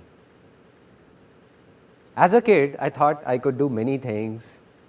But as I grew up, I thought I couldn't do anything. And there were a lot of reasons behind it. Out of which the biggest reason was that when I was in 10th standard, some major problems hit our family. My dad had a business of aluminium from 20 years in partnership with someone that closed down overnight, because of which our financial condition became critical. We had no clue what will happen now. Nobody had a clue. And my father went into a bit of depression as well. And there was a strange atmosphere in the house. Everybody was worried, what will happen now? I was studying, what could I do? Now there are 2 things that happen in these kind of situations. 1, there are families that break apart, fall apart. They start fighting within themselves. And 2, there are families that come together. Our family chose the second one. Me, my mother, my younger sister, we all came together and said, this is not only my father's problem, but our problem. and we will find a way out. We will do something, something will happen. So now I wanted to do something, but believed that I can't do anything because my land was infertile. So we tried a lot of things, like we did a business in which my mother used to pack handmade sweets, and I used to go and give those boxes to people, and I took those sweets here and there, distribute pamphlets in my friends and relatives everywhere, but that didn't work and closed down. After that, we opened up a telephone booth, photo state, STD, PCO. My mother used to run it. At times, I also went there to help her. And going there, my land became even more infertile. Because I saw people fighting with my mother for just 25 paisa, I felt angry. But what to do? Such was life. That's when I thought that money is everything. Money is God. I just want money anyhow. I don't want anything else. Just get me a job from somewhere so that I get money and solve all these problems. So that telephone booth also closed down. After that, I went for a lot of interviews and failed everywhere. Had no clue what all was happening. And then came the turning point of my life. I went to a seminar. It was a multi-level marketing company seminar. I was 18 at that time, and honestly speaking, in that 3-hour long seminar, I didn't understand even a single thing. Everything went through here. And I exactly remember where I was sitting. It was an auditorium, and I was sitting on the third seat from here. I was looking at a 21-year-old guy standing right here. Till the time he kept talking, nothing entered my mind, everything bounced off. But then he said something in the end. He said, I'm 21 years old, and I'm earning 200,000 rupees a month. What they had done was, had got a big photocopy of that check and was showing it on stage, and I was counting zeros sitting there. 1, 2, 3, 4, 5. And I was thinking that this guy is actually earning big. 200,000 rupees a month. I was shocked. My mind blew off because I had seen that even to reach a level of 10 to 15,000 rupees takes years. And here's a guy who is just like me, who earns 200,000 rupees a month. And that was that 1 second. It was that 1 second of my life. Something in me shouted out that if this guy can do it, who looks just like me, then why can't I do it? Am I from a different planet or what? Why can't I do it? If it's easy for him, then it's easy for me as well. I can also do it. Can do it. And the moment these two words entered my life, the moment I believed that everything is easy, changes started happening inside me. From what I used to say, it's difficult, nothing can be done, bad timing, don't know what will happen, I started saying, you see what I do now. We'll get 200,000 rupees checks like this. We'll start my own companies. You just wait and watch. You don't know what's going to happen. And everyone started saying that Sandeep has gone crazy. Now, this is a very interesting point. Whenever people start saying you have gone crazy, it's an indication that you are on the right track.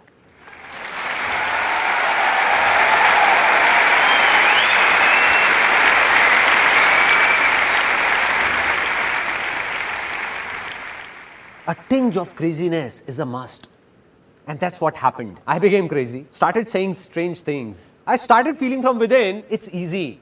Land became fertile. 1 step complete. Now the second step, to discover what to do. Now there were 2 voices, outer voice and inner voice. I saw that man on stage and looking at him, I said, I want to be like him. If he's doing this, then I'll also do this and earn 200,000 rupees a month. But it wasn't my inner voice, all outer voices.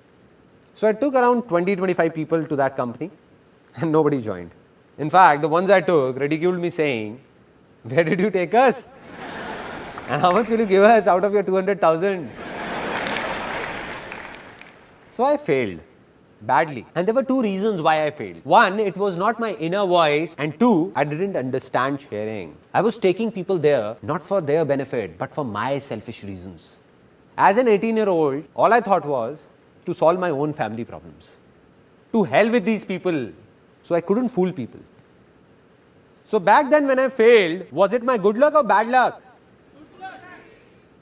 Bad luck, no. How can it be good? As per that time, it was bad luck only, no? But this is the very mistake, because nothing is bad in this world. Because whatever happens, happens for the best. Success comes from experience, and experience comes from bad experiences. Which means that success can only come to you with experience, and experience can come to you only through bad experiences, not with good experiences. Right.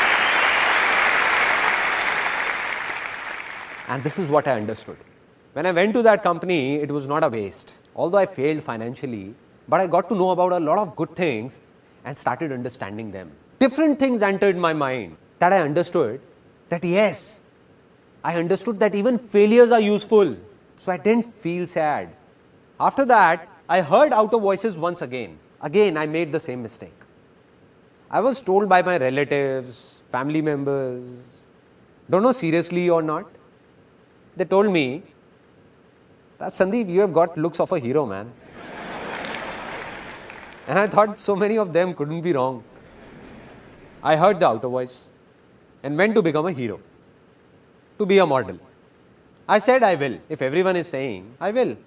So I went and saw that heroes like me, thousands, are standing in a queue and eating roadside burgers. I said to myself, Sandeep, there you go, dude. But I didn't lose hope. I was determined to do something easy. It's easy won't work till the time it doesn't come from inside. And that's what happened. I told myself many times that I'll do it, I will. But it wasn't from within. To become a model or a hero or do acting. Used to go for auditions but went blank. Forgot everything.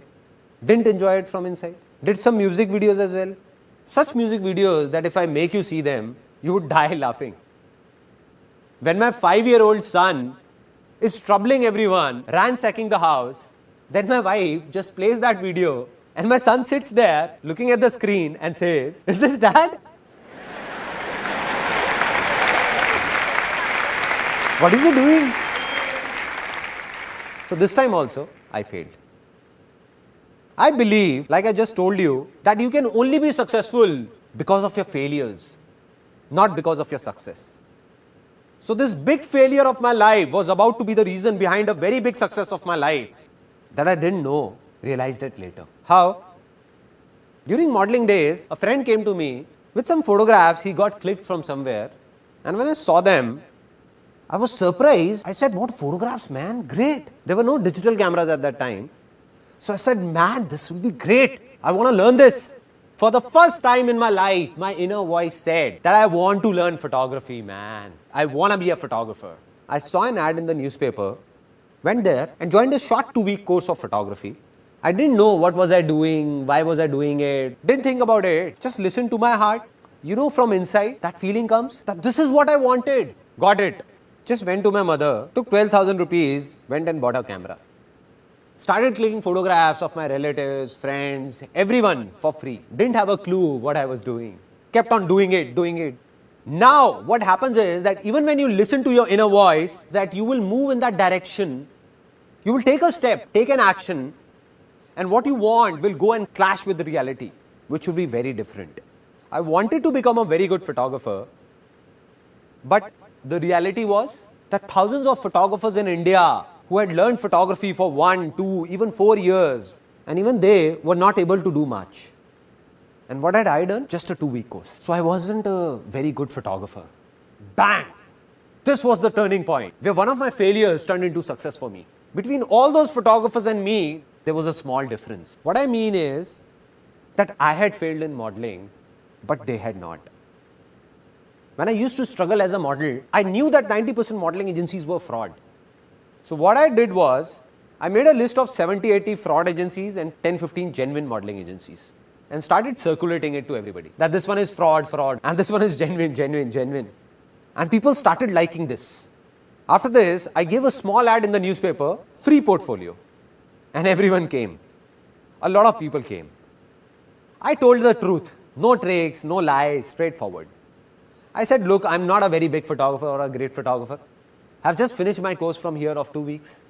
So one option is that you get your own film roll, get the processing done, and your cost will be this much, 3,000 rupees. Or the second option is that I do everything for you. Now, if I go to any wholesale market, so the same film roll you get for 150 rupees, I get it for 50 rupees. And in this complete exercise, I'll get 1,500 rupees. So I said, we can do it as you wish, that way or this way. So they said, we don't have any problem, you only do it. We'll be spending the same amount. See, this is what I've always believed, and will always believe that if you want to do anything in life, tell the truth. Don't confuse anyone.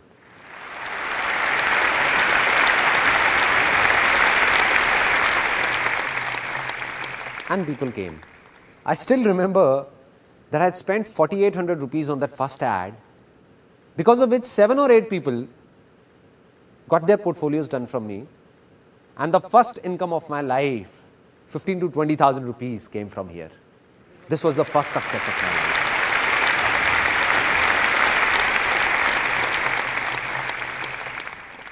Now, the second big failure of my life. A guy came to me and said that let's do an event together. Let's do a New Year party. They're in fashion these days. Everybody's doing it. Now my inner voice said that I wanted to do an event for a long time. I said, okay, I'll do it with you. No worries. It's just that I don't have the money on me. He said, you don't worry about the money. I'll take care of that. You just execute it. I said, okay, it's a deal. I'll work for a month, organize the party and do everything. Investment will be yours and we will share the profit equally. He said, okay, done. He gave me 15,000 rupees and I distributed those 15,000 rupees to everyone. I paid to the banquet guy, the DJ, caterer, all of them knew me. I went myself and paid some advance to the printer, got the prints made, like stickers, posters, went to some universities and put them around, like banners and all. Now the problem occurred when just 3 days before the event, that guy came to me and said that I can't give you any more money. I said, but we have to give the money because I have to make all the payments, or else they know me and will catch hold of me only. He said, it's your problem, drop the event. I said, no. So then I arranged the money from somewhere, borrowing it from my friends, 5,000 from here, 2,000 from there. I collected all this money and made all the payments. The event was executed and it was a big success. It was the night of 31st December 1999. This event was named Disc 2000. The new era of 2000 was about to begin. All the money was inside a bag. I went to that guy and said, okay man, let's do one thing. Let's calculate how much you and me spent and divide the profit equally. He said, what calculation? Which money?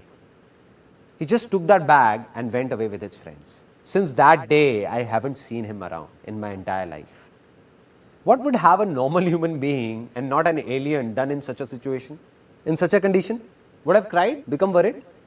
I felt happy because somewhere inside I believed that life's experiences comes from bad experiences, and I felt happy and said, wow man, this is it. Such a bad experience. What else could be worse than this? I felt happy. And my mother, who is sitting here, would remember when I came back home at 1:30, I put the music on full volume in my room, on full volume, and started dancing alone. Dancing. My parents came in and said, what's up son? Seems like your event was a hit. I said, don't ask how big a hit. Just don't ask.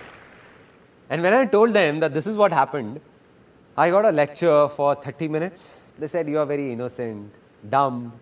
You trust anyone easily. Anybody can make a fool out of you. And why do you believe in what anybody says? I said, no. There must be a reason behind this failure. Maybe today I'm not getting it, but someday I will. And the day I'll get it, life will change for sure.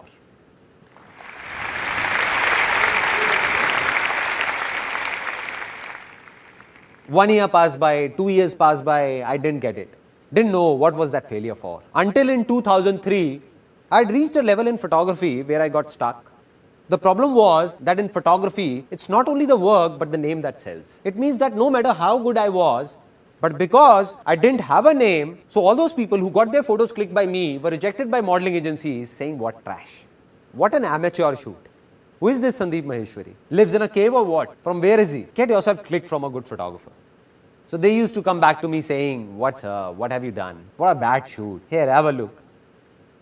So I said, I have to make a name somehow. How to do it? I don't know. But I believed it's easy. An idea came from somewhere to make a world record in photography. I went to Limca Book of Records, met the chief editor, and I remember I was sitting, me this side, and she on that side of the table. I had already taken an appointment. She said, yeah, tell me. I said that I want to make a world record in photography. She said, okay, so what have you thought of? I said, you tell me what needs to be done. Because somehow I managed to reach there, they could not throw me out. So she said that, look, it's not that easy. You have to do a lot of things. So it has to be something very big. I asked like, she said there are two options. Either you make India's record or world record. I said forget about India, tell me about the world record. How will I make it? So, she narrated a list to me. She told me what all is needed. At least 10,000 photographs need to be clicked. No two photographs should look similar. All should be different. Our moderators will be present there. A minimum of 100 models need to be hired, and this must be done within 12 hours. And after that, when the film rolls will be made, we will check the contact sheets, and if everything is okay, then your name will come in Limca Book of Records. You will get the certificate. I said, okay. Anything else? It will be done. I gave her a date saying that on this date of the next month, this world record will be made. I had no clue what will I do. As I was leaving her office, she said, Sandeep, just 1 second. I said, yes, ma'am.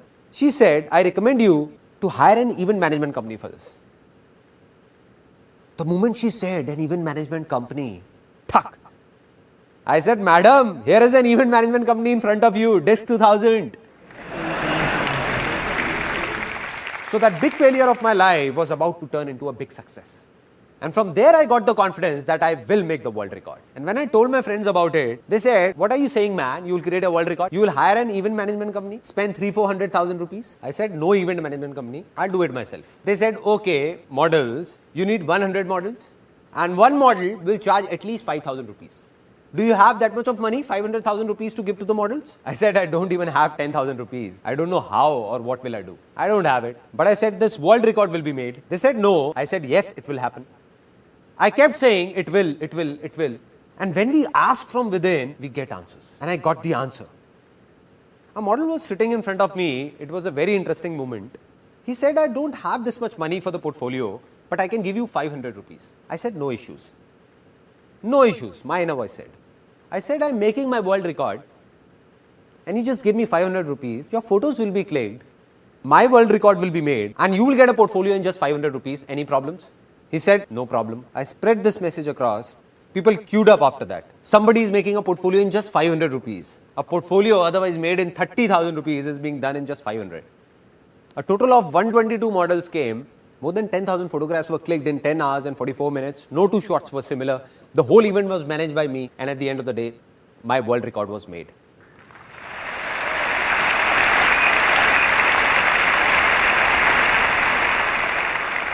Now I'll show you the biggest failure of my life. I'll not tell you about it, rather show it to you. That what was it? At the age of 21, after I made the world record, it came to my mind that I want to write a book on marketing. And I was a college dropout. I left college in 3rd year. Now I went to the publishers that this is how I have written a book on marketing and I want you to publish it. So they used to talk very formally saying, yeah, have a seat. So where have you done your MBA from? I said, listen, I have no MBA. I am a college dropout. So they said, no, this is not the way. We can't publish it. And all the publishers refused wherever I went. But I said, I'll do it myself. I will publish this book, come what may. I got it published, and here's that book right in front of you that I wrote at the age of 21 on marketing. Now, what is so special about this book? It's written on it that it's one of the most unusual books in the world, one of the strangest.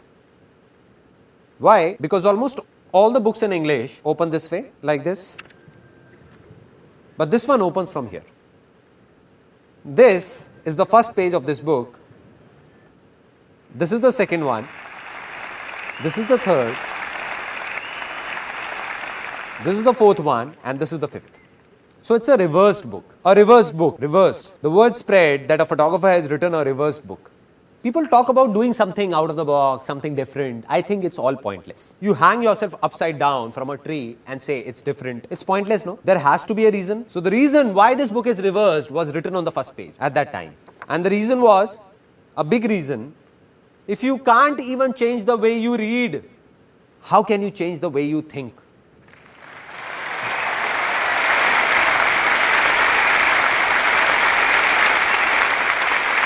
That is, if you can't even change the simplest of your habits, how will you change your life? Just leave it. This book is not meant for you. And that's what happened. People took it seriously. They said, okay, if you don't want us to read it, so be it. Out of the 1,000 copies I got published, just 150 got sold. And the remaining 850 copies were taking a lot of space in the house because it was a small house with a studio and all of us packed together. So my mother gave them to a ragman. So a decent failure.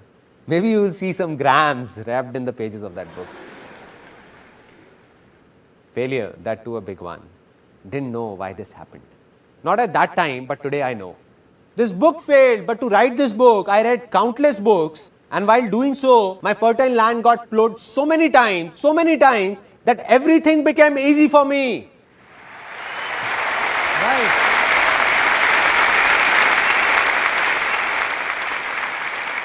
So today, everything I am is because of my failures. Now, final points. That from where did the biggest success of my life come? In the world of modeling, we were the only agency that got a declaration signed from people that said, there is no guarantee of work. We'll make your portfolio, give it to the agencies. If you're lucky, you will get work or else not. And being truthful and honest, we became one of the biggest agencies of Delhi. Though we tried to click the best of photos, but the models still didn't get any work in the market.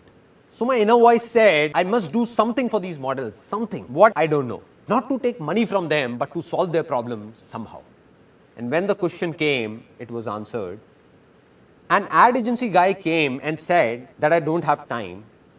We will scan this photograph only and print it in the ad. Do you have any problem? I said, why would I have a problem?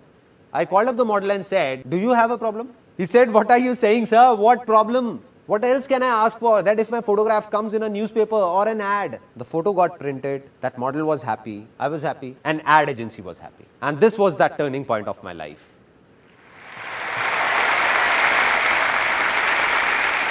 That's when the calling came that this is what I want to do.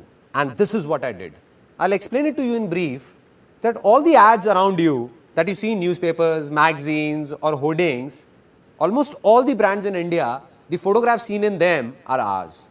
Those companies buy them from us.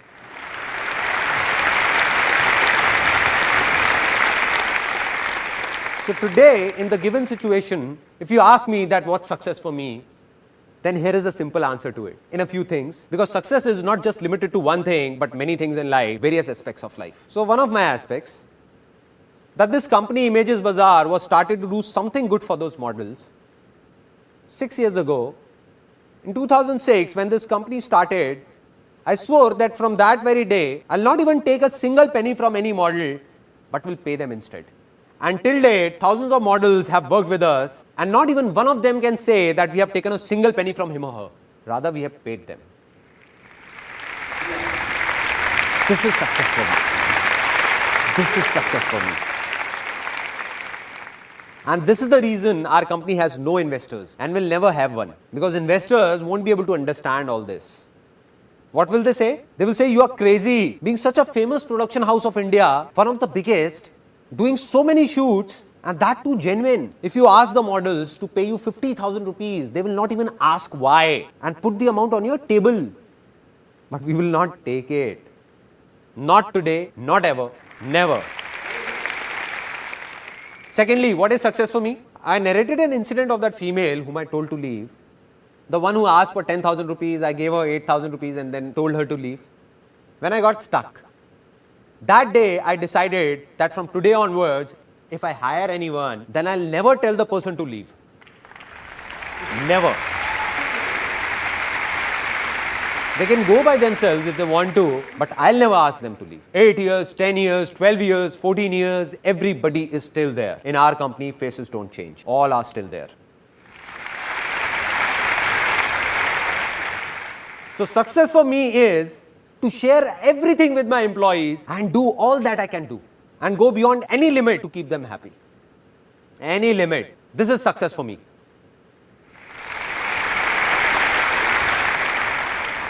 If you ask me that what do I believe today, am I successful or not? I look straight into your eyes and say, yes, I am. I am successful. Why so? Is it because of the work I did in the past? No man, that was past. All the awards I got, business I did, that is all gone. That was past. It doesn't matter. There are many people in this world who keep on saying that I failed once in the past and keep saying I'm a failure, failure, failure. Come on, man, it's not that you are a failure, you were a failure. You were. Right. On the other hand, there are people who became successful in one thing in the past and keep talking about that only. Keep talking that I am successful. I am. You know why? Because 20 years ago I did that back then. No, man. What are you doing today? Are you really happy today? You were happy back then. But today, are you doing what the world expects you to do?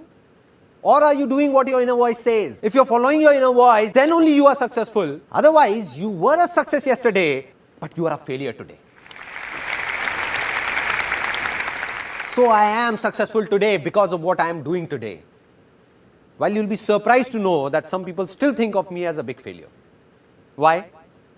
I'm doing so many good things. Business is good, everything is good. Those people who were running in a race with me, and everybody believed that Sandeep Maheshwari will become the biggest entrepreneur of India. But I stopped running. I said, continue. I'm not in this race. So as per them, all this I'm doing today is out of their comprehension. But I'm a failure for them and it doesn't make a difference to me. To hell with them. It doesn't matter whether someone praises me or abuses me. It's all temporary. Today you all are praising me because you're feeling good. But tomorrow in media, if you read something negative about me, then you'll be the ones abusing me, cursing me. You only will be saying, what man, what a cheap fellow. So will I be a failure then? So will I be saying that I'm a failure? So I'm not successful because some people think that I'm a success. Or some people think I'm a failure. I am successful because I believe that I am a success.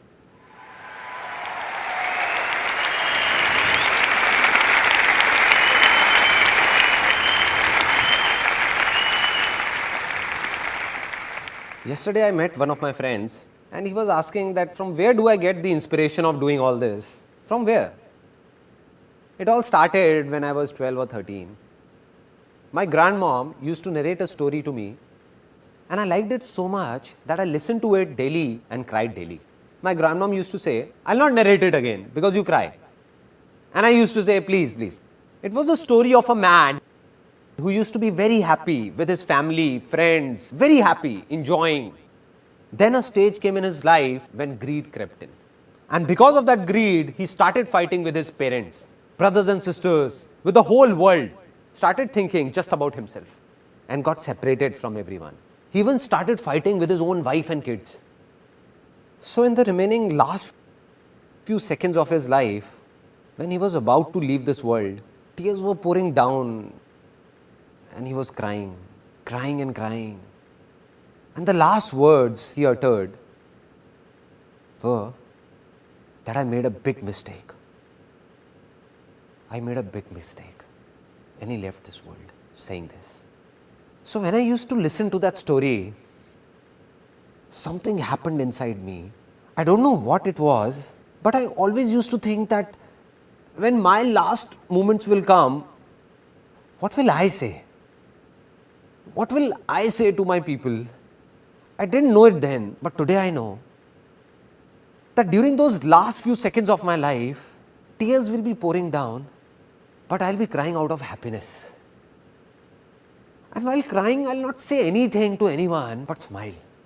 And say to myself that, wow, man, what a life. Wow. Wow. Wow.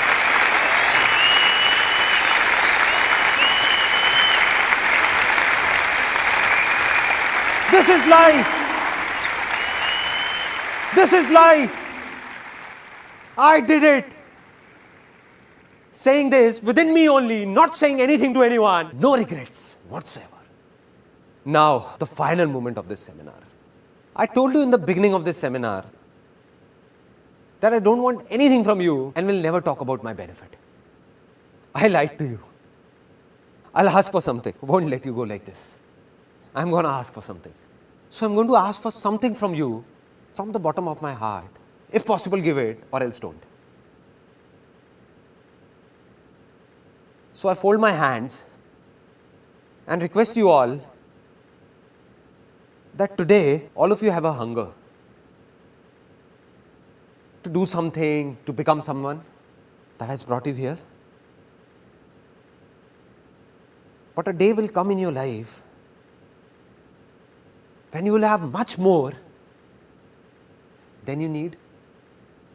That day, if you find someone with a hunger, just be of a little help to that person. That's it.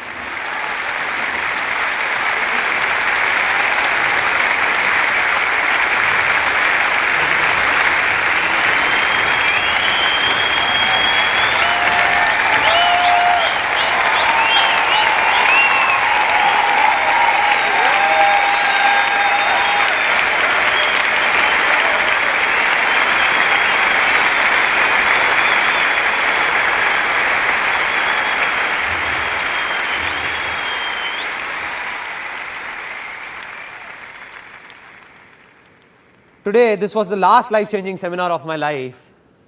One thing is ending here, but another thing is taking off.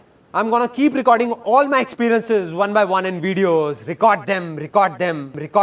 Today I told you it's easy. So why is it easy? In every situation of my life, how did I make the smallest of problems and the most complicated problems easy for myself? I'll tell you all in those videos. I'll open up everything. I just open it up, my heart, my mind, so that tomorrow if someone will need to know something or do something, he will just go to that place and will do whatever he wants to do for free.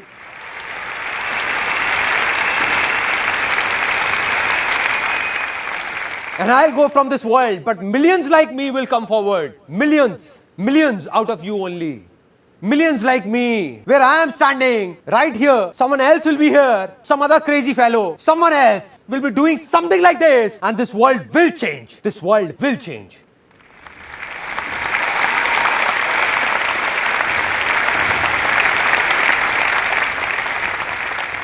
Today, I can say that my life's mission is fulfilled. And even if God comes and says, it's over, then I'll say, let's go.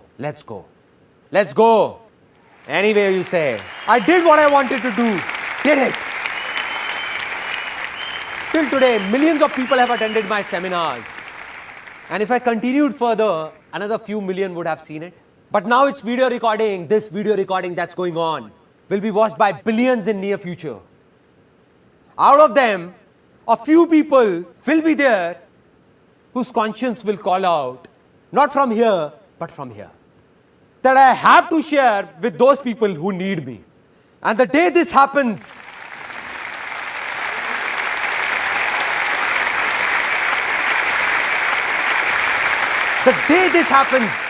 that day, not only in India, but across this whole world, nobody will be hungry. Nobody will be hungry. This world will change. Because this is also easy. It's easy. It's easy. This world will change. Will change.